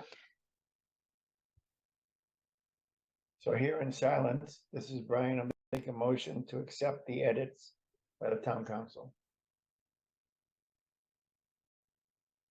Walt Talbot seconds it. Bill McCants in favor? Brian Bowe in favor. Walt Talbot in favor. Andrew Driven in favor. Tony Rotalakis in favor. Martha Moore in favor. That was less than 5 minutes. Yeah. Good work. Well, to be fair, this commission did a lot of work first. Bill, you're being modest. Thank you. Thank you. Well, thank you all for being part of this initiative. I mean, we have the next steps, but I think we and the town will really benefit from this clarity. So thanks. Great job. All right. As Martha left, I was just about to say we're ready to move on to 550 West Street. Scott, I made you a co-host if you want to get ready for this. So we have in front of us a minor plan change for installation of water service for 550 West Street. And Scott Harris is here tonight to discuss that. And I know that Scott may have, I don't know if you're there, Scott, but if you are, just say something. You may have walked away. Okay, great. So I'll bring up the plans, and you can start. Just introduce yourself for the record, and then go ahead and just describe. I think what you wrote down in your narrative was excellent, and if you could just go over that for the commission, that would be great as I pull the plans up. So Scott Harris, the homeowner at 550 West Street. Just give me 1 second here as I pull up my narrative. So yeah, we indicated on the plan. So the town had capped a domestic water service right on our property line. We've been on well water since we've owned the property. The water is very acidic. When we've had it tested, it's got a pH of about 6.4, and it also has very high levels of iron in it. 1.29 milligrams per liter. And then as part of the addition that we're putting in, we decided to include a new water line just due to the concern for the longevity of our existing copper piping within the house. I have had a couple issues since we've been living here for 5 years of a couple fittings that have failed due to corrosion. So we didn't have it on the original plan for the project, but we are just looking for your approval for this minor plan change. I know the addition was approved with utility work, so I guess originally I didn't think that this would need a minor plan change because I felt it was under utility work, but I certainly understand the water line wasn't on the original plan, which is why I'm here today looking for your approval. Okay. So, yeah, Martha, I saw you walk away, so I started Yep. running it, so you can jump right back in. Yeah, sorry, I had to go get a cough drop so I would stop coughing on TV. Okay. Yeah, we became aware of this when Brian and Chuck and I went out to do the site visit for the infiltration chambers. So it would have been better to come to us first. So we're doing this as a sort of a retroactive minor plan change because he's already started digging the hole. And so that explains to the commission, why we're here today. Anybody, Brian or Chuck, if you want to say anything else, feel free.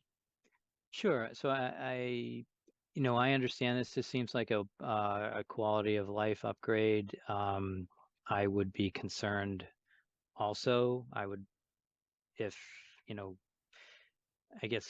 because there's so much construction going on, to add this, into the list of things that need to be done makes a lot of sense to me. And the fact that they went out and tested the water, just like any concerned parent would do, it, gives them cause to be concerned. So I'm not, I'm glad we found it. I think it would be something we would have said yes to, given the rundown of what was found in the water.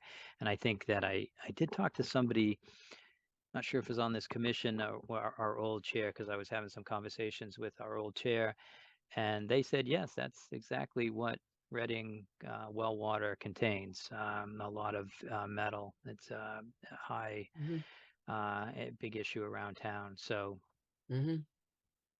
wanted to bring that out. The area that it's cut through, obviously we already agreed to cut down the trees in that area, so that no vegetation was lost.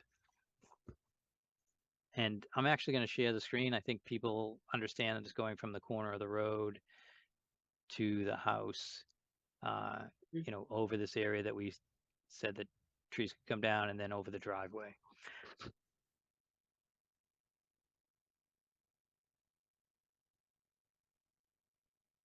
And the first picture Chuck brought up when I was asking about the infiltration chambers with the previous applicant, that was where they were starting to dig the trench for the water next to the street there.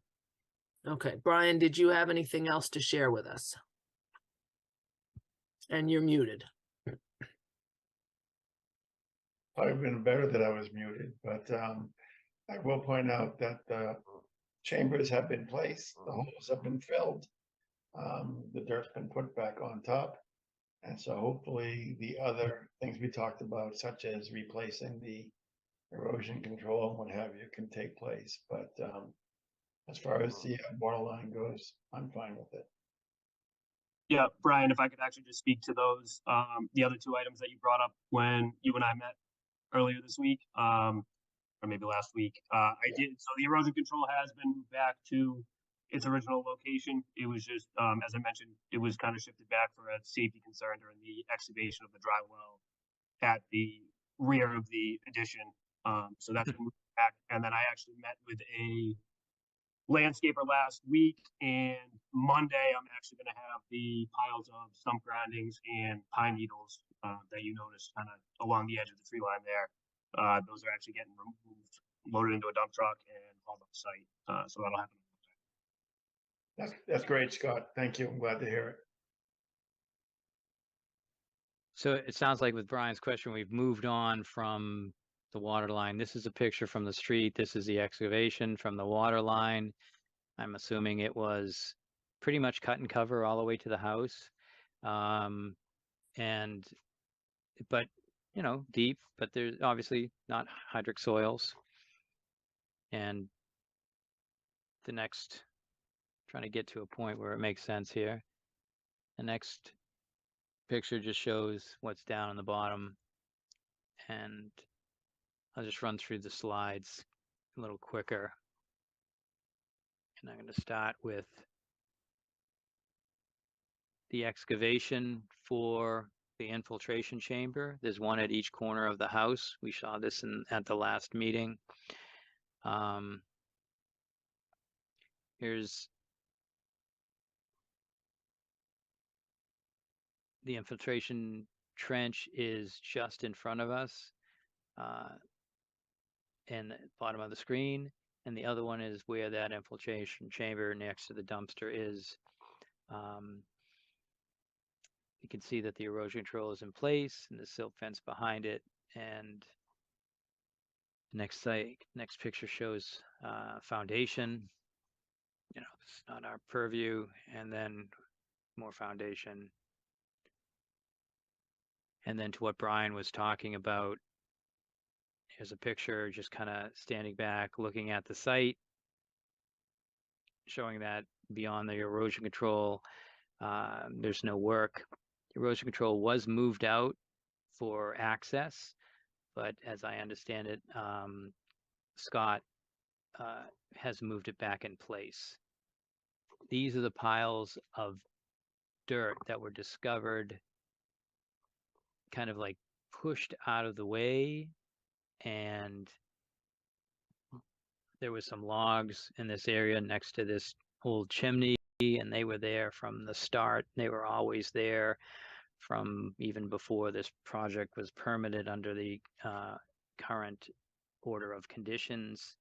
I think they may have been there when I first talked to Scott when we did an RDA to ask this question, find out what the commission wanted to do. As I understand it, and which probably was gone over with Scott, that he intends to at least pull down, scrape back the piles of dirt and use that, separate any wood chips that are in them and use them, or dispose of them based on what his landscaper's recommendation is for that material. I did miss, Scott, what you were going to do with the chunks and the logs, but I'm not sure that that's, you know, a situation for the commission to weigh in on.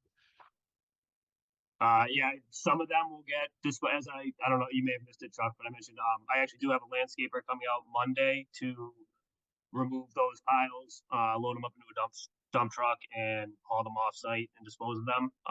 And he did look at some of those logs there that are just completely waterlogged, and he said he'd take care of getting rid of those as well. The ones to the left there that are covered with moss, those have been there since before we bought the house. I've been slowly chipping away at logs there, cutting them down and using them as firewood. So probably could do that for the next 100 years, but Yeah, no requirement on those ones. The ones that you've kind of cut into firewood, that's great. I wouldn't think the commission would make a recommendation on the ones that are laying on the ground. That's great habitat. And if they stayed there forever, it would be fine with us. But again, that's not part of this, that's not part of what we're talking about tonight. So, Okay. So what we're here for is to approve the minor plan change. And do we have any discussion about that? So can I have a motion? And the motion is related to allowing a minor plan change to put in this water line. yeah, So this is Brian. I make a motion to approve the minor plan change for 550 West Street. Walter Talbot will second, please. Bill McCants in favor? Brian Bowe in favor. Walter Talbot in favor. Andrew Driven abstain. Okay, Martha Moore in favor. Tony Tony- Rotalakis in favor. There we go. okay. Scott, one question I forgot to ask. You're on the town septic sewer line, right? Correct. Okay. Okay. Now you're all hooked up. You have water, sewer. Oh, good to Yep. go. They can take a little more of my money. That's right. Yeah, I was gonna say, do you know what you did? Okay. Thank you, everyone. Appreciate it. All right, Scott, we'll talk to you about now. Yeah, Scott. Okay. And Okay, Scott, stop can you sharing. stop Yep. sharing screen? Mm-hmm. All right, our next is certificate of compliance for 59 Forest Street. Yeah, I don't think I see the residents here. Yeah, Lori Hayes is the one for that. Okay. We're Just here. unmuted. Yep. And let's see what we have here. Oh, hey. How you doing, Lori? All right. And you want to just introduce yourself for the record, and I'll pull up the plan and we can start talking about this. And I don't know if you can at least let us know when this project all started. Sure. So Scott, you said a homeowner here at 59 Forest Street. Lori Hayes, Oh, sorry. 59 Forest Yep, Street. we began in 2019 with an addition. You know, our major speed bump was to remediate the Japanese knotweed, which is a very hardy species. And I think I'm proud to say 4 years later, I think we might have done it. I don't know, but there's none out there as of today. So And that was in this area here, right? So one of the Correct. conditions in the order of conditions that the commission wanted to take care of, there was Japanese knotweed out in this area. And Correct. there was a lot of suggestions made, but Scott got on his I don't know, Superman cape. no, Lori. you know what, Chuck, I would love to take the credit, but if I Oh, do, really? it was. Yeah, and it was much, I think the remediation was only 250 square feet, but we did a lot more than that all the way back. So it's all gone. You can chase it all the way through Reading if you want. So that would be Yeah. great. I see it everywhere now, yeah. But to your Yeah. point, I cannot take the credit. Okay. Well, So- hey, I'm glad it's taken care of. And you guys are proud of it because that just means that if it starts to reestablish itself, you'll get back out there and Absolutely. go through the process again. Well, I will say this has nothing to do with the with our permit, but we have a even larger amount of bittersweet, which I'm going to start tackling next year. That being said, I'll let you continue. All right. Okay. And we did do a site visit out there on Monday, and several of us were there. Anybody want to describe what we saw?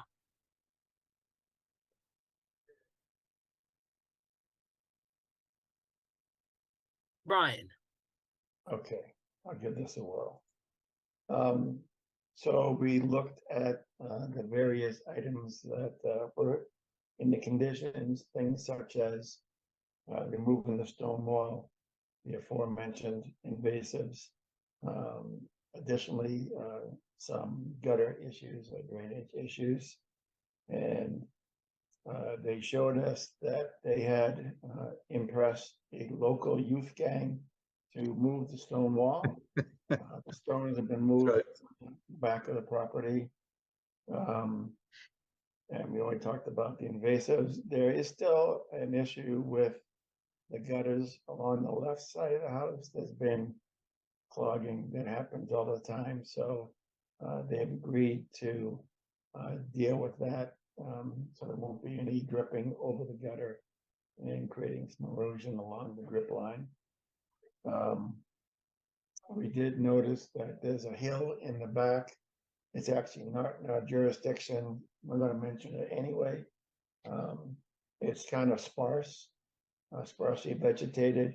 So we did talk about it would be a good thing if some more stabilization vegetation could grow on it. And last thing I had for a continuing issue in small letters is the placement of boundary markers along the line, and we talked about, we could get them from Chuck, talked about where to place it, to get it on the edge of the driveway. Oh, In the driveway. We got them. That's right. I figured you would have, but I wouldn't at least mention it, so. Thank you. And those are the only issues that I had, and like I said, they're all small letter issues.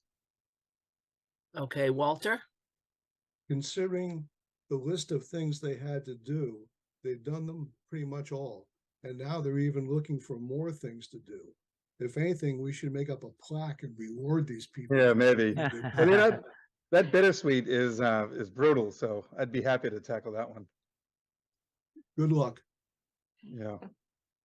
Oh, by the way, speaking of the bittersweet, Chuck, there are some trees that either have already been killed by the bittersweet or are well on the way to being killed by the bittersweet. So we talked about the fact that they could remove the dead trees and suggestion that they could talk to you to find out any details on that. Sure, I'd be happy to go over there or maybe we can talk about it over the phone, but it might be better to see what's going on than just talk about it. Yeah. We did have that one experience where someone pulled out, was it birch instead of buckthorn? Cherry instead of buckthorn. Okay, cherry instead of buckthorn.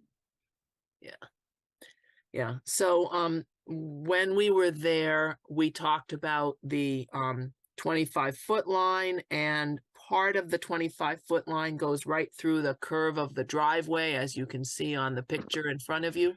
So we suggested that they could put some of the markers north of the driveway and south of the driveway, but they did not have to dig up their driveway to fit 25-foot line markers in that part. And I hope that's okay with you, Chuck. Sure, but I know that Lori picked up 3 plaques, and I'm We have 6. wondering, you have 6 altogether? Okay, 6, you yeah. got 6. Great. That makes more sense. Okay. Yeah.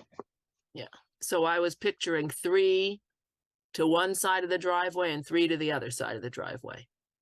Does that make sense to you, Chuck? Yeah, it does. Just looking at it. Sure. So you usually put it at the boundary line and then every 40 feet and on turning intervals. So that seems to work for what Martha just asked. Yeah. And then if it's in existing lawn, the stone that they put it on can be at ground level. And if it's in vegetation, then it should be like sticking up a foot above the ground. Is that correct, Chuck?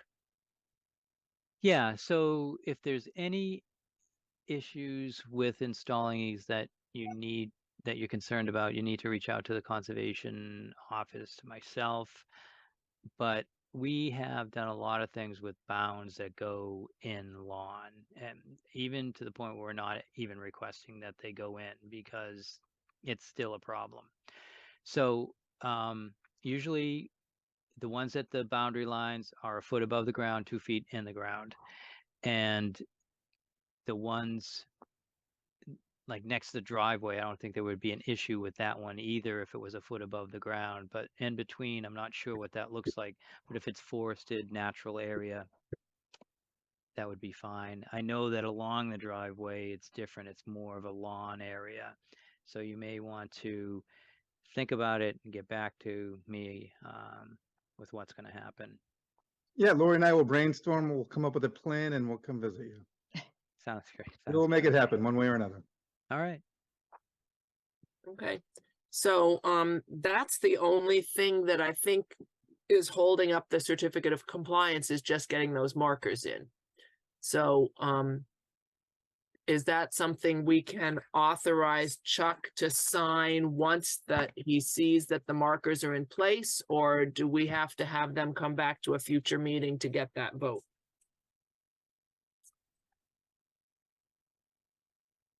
I'd be fine with giving Chuck the authority. Me as well. Chuck, is that all right with you?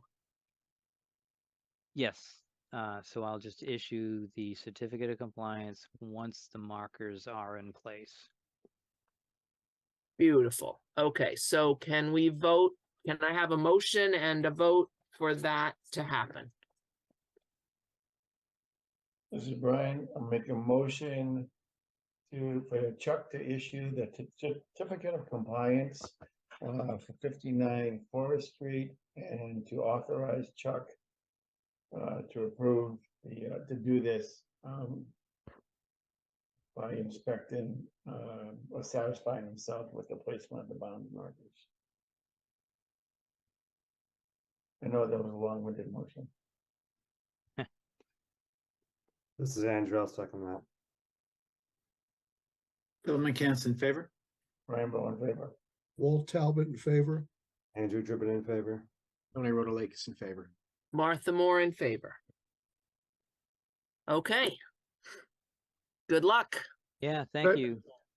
Thank you, Thank you, board, for your time. Well, Chuck, we'll see you soon. Thanks. as All right. always. Okay. Bye now. Okay, bye, Thank guys. you. Bye-bye. All right. I don't think there's anything to talk about for violations unless Brian or anyone else disagrees. Maybe just to let everyone know that, Terrace Park, still kind of like in this gray area, trying to figure out what to do about that. I think the last step was to contact the chief. Was it the chief? No, it's a deputy chief, and that's on me. It was kind of a unusually busy week for me, so I haven't done that yet. I put aside some time for tomorrow. If you're too busy, just send me an email and I can do that, or you can hand it off to Martha. I know she's dying to jump in on that, but I know I can take it on. Well, it's Okay, fine. so I can do it. I don't trust Martha anyway. yeah, Yeah, feel the I'm same not way. gonna volunteer for anything in the next couple of weeks either, so. So Yes, yeah, I don't think our list of has any updates other than we're working on one. I would say that we kind of manage this list before we create additional lists Mhm. or add to it. Okay, that's all I wanted to say about the minor plan changes and the violations. So Okay, so that takes us to discussion items and conservatio tooth yeah, walk. I know. I saw that today. I was like, what is that? Anyways, what then what we're talking about here, the tooth walk is shorthand for conservation and DPW monthly meeting. We had our first monthly meeting, and it was widely known that Chris Cole is going to be the new director of the DPW, and we talked about just a few things: having a sign installed at Lobbs Pond, which is off Mill Street. That was okayed. They were fine with that, and just discussing who is in charge of the work on Walker's Brook Drive. Was brought to my attention. Tony, I think everyone saw it, but Tony was concerned. We have tried to get a handle on this. Sent a few emails. The company, CTA, is putting in the new water line out there, and they should be only parking on the established entrance roadway. There shouldn't be anything on either side except, as tight as it can get to the roadway, there should be a porta potty. So that's the latest, and that's happened over the last couple of days. They still need a permit for the porta potty, but I believe that's coming in tomorrow. So it was a good call, Tony. And if anyone's down there and they see something different, let us know. So are you saying the trucks are allowed to park on the driveway for the gas company? Well, I'm saying I'm not giving them permission to do that, but if they're on the established roadway that's there, Mhm. I'm okay with it. What we saw was they pulled off on either side to fit more, more trucks, more machinery. and that wasn't okay. Yeah, so are there any damage to the vegetation that they're gonna need to repair because they were parking on the vegetation rather than on the driveway? Well, once this project's over, we have to walk through it. It was approved by the Conservation Commission, so we'll walk through it and I'll check that out and see. But I suspect probably not. It's pretty stony in that area where they were parking, but we can see. And this water line they're putting in, is this the project we approved that has to do with cutting all the trees down at the back? Is it the same project or is this a completely different thing? No, this is on the roadway. There's no trees. Okay, so this is putting a water line in under Walker's Brook Drive? Yeah, so I believe the water line has been busting over the last couple of years and they've been doing emergency work on it. And the commission may remember that there was some emergency work done and we talked about it and Brian came in and said, we're just patching it until we can get some company to bid on it and get out there and replace it from, A to B. And Okay. that's what they're doing now. And this has been a problem for the town, and obviously we're getting into the season where it freezes, and that's where a lot of water breaks have happened. So, Okay, all right, I was confusing the two things because they're so near each other. So this has nothing to do with the gas company that has the property with the driveway. They're just taking advantage of the driveway to park their trucks. they're using it as a staging area along with the DPW yard. But Okay. the front end loaders and all that just take a long time to move down. That's what I was told. So they had like 5 pieces out there. I think they can only put 2 to 3 with our comments. Okay. Nothing else was discussed from me. I don't know, Martha, Martha mentioned something. Well, you also mentioned about the Fairbanks Marsh that trucks have been making ruts there. And we also talked about the council ring. Somebody's pulled a lot of buckthorn around the council ring. And the invasives project in the town forest area is nearly done. And they're planning to come to our meeting in December to talk about replacing the other bridge on Track Road, which is, we've already done one bridge and they're going to propose to do a second bridge in that same area. Those are my notes. Yeah. So Chuck, the people pulling the invasives, I think it's Essex Agricultural, maybe Essex Landscape, and I forget, it's Essex. Are they authorized to be standing in the water by the Cranberry Bog boardwalk to be pulling buckthorn further out from the boardwalk? And by further out, 8-10 feet off the boardwalk? You know,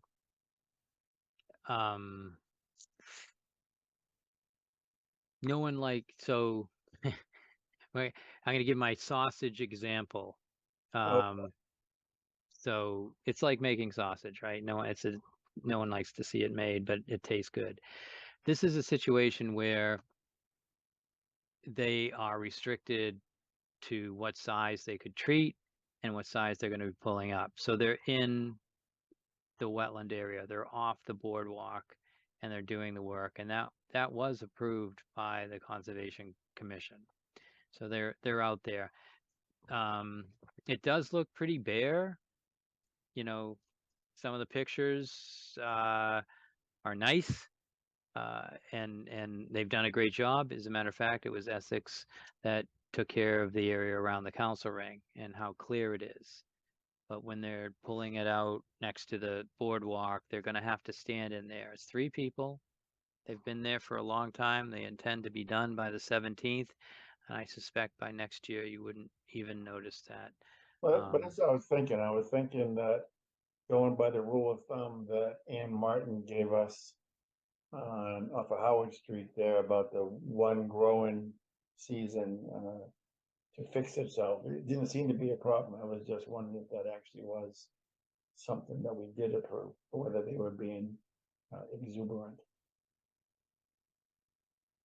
Yeah, as a matter of fact, I did a pre-construction site visit, and we talked about that, and we talked about where lunch should be taken and spending, quality time out there and not just creating areas to, drop all their stuff, use the boardwalk instead of the ground to stage. So that's what they tried to do. Mhm. I'm assuming that's pretty much what happened. Yeah, I didn't see anything egregious. That was the only thing that caught my eye. Okay, moving on. We have administrators report, and one of the things we're supposed to do is see if we can find a date that we can meet with the Trails Committee and the Town Forest Committee all at the same time. And a question was whether people would prefer to do that on a weeknight or a weekend. And should we just have Chuck send out a poll with some suggestions, or do people have guidelines that we can offer? Well, if you need us all there, I simply can't do the business day because of my job. So it'd have to be a weeknight or weekend if you need all of us there. Thanks. Yeah, I think that's what I asked, was weeknight or weekend. I was not suggesting during the day. Yeah, But good. so what my take on this is, I was just going to send out like a doodle poll and have a bunch of days on it, and people would just come back to see what works. And not everybody can make everything. I think a weekend sounds great, but thinking about it, but we'll see, because we're really trying to get the Town Forest and Trails Committee together along with the Conservation Commission. It's going to be a miracle if everyone's able to go on the same day and the same time. I want you So- to know that my Sunday afternoon site visits have been very peaceful. Just saying. Okay.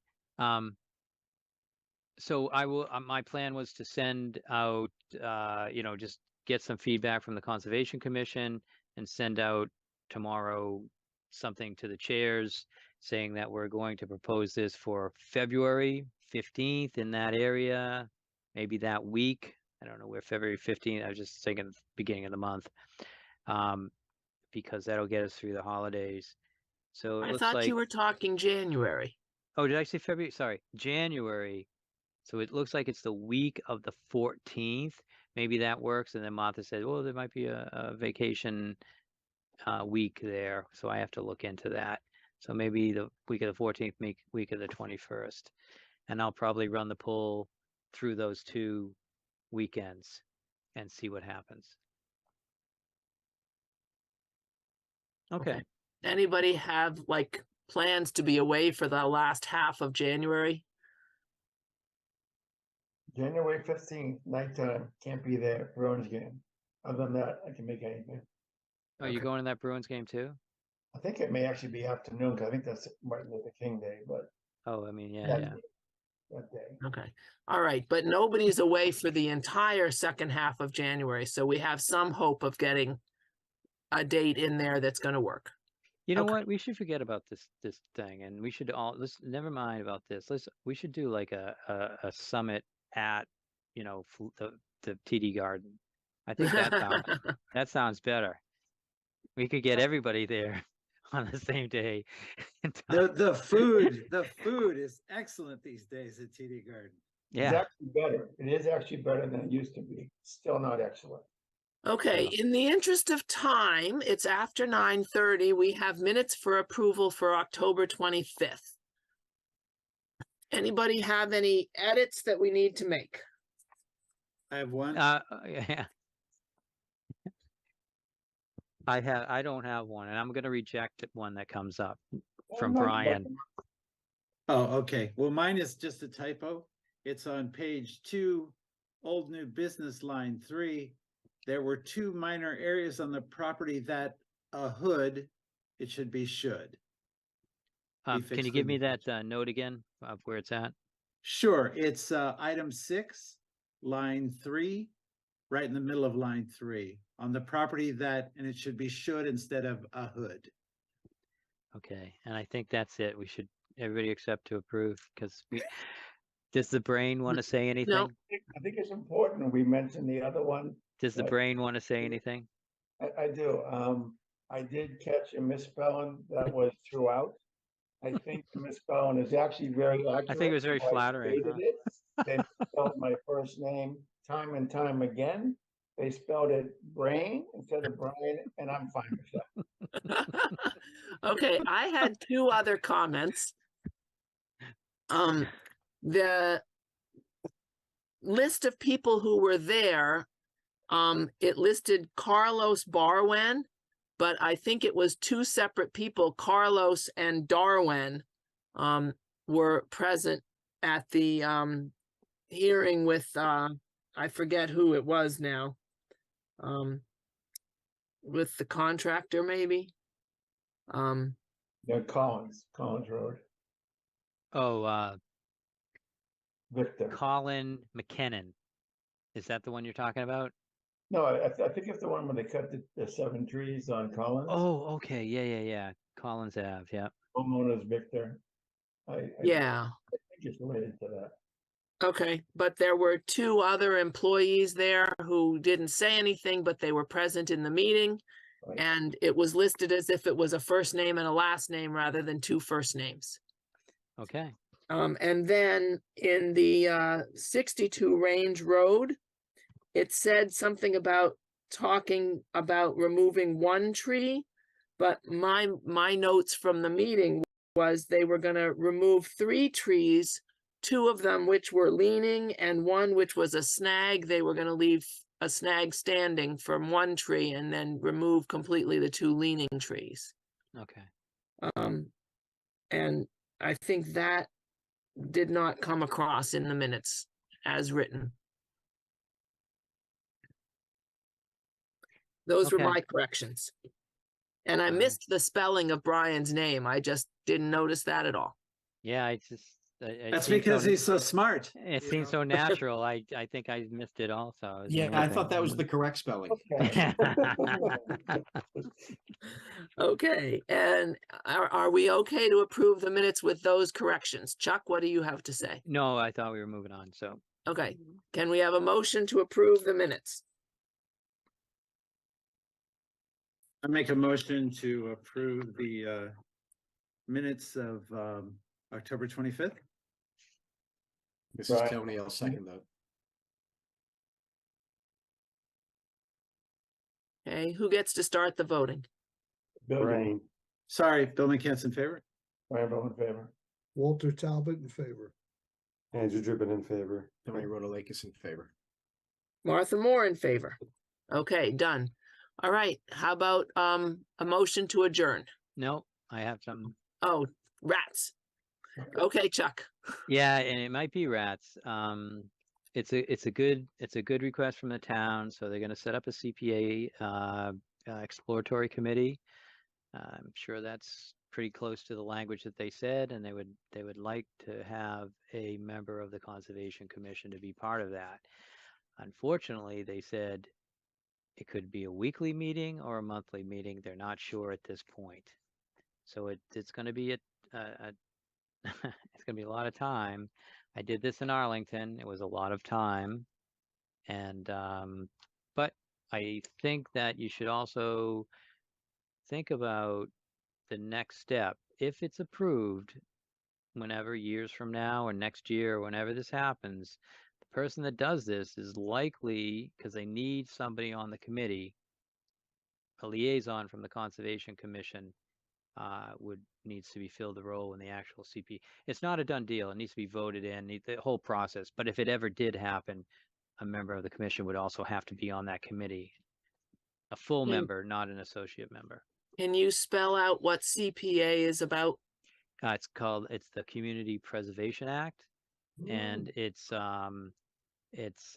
split into so you're getting money from the taxes, and I think they're thinking about adding a certain percentage of the taxes that people pay go to this fund. I think it's like 1%, and that fund would be separated into 4 categories, but a subcategory of that recreation is conservation.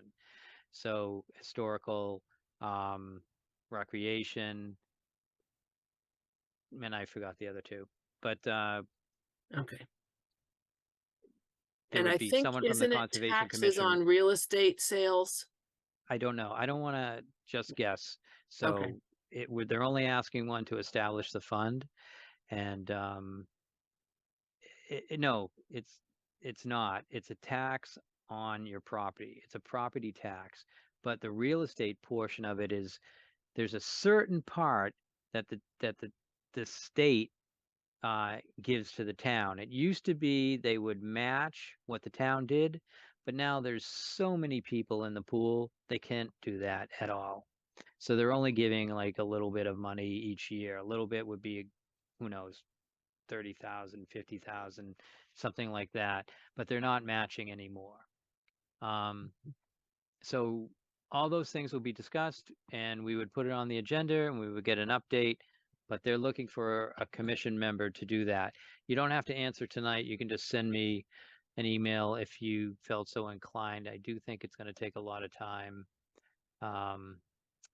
And again, that would be the follow through with, if it gets established, you might likely be the representative of the liaison. So then you've added meetings to your schedule.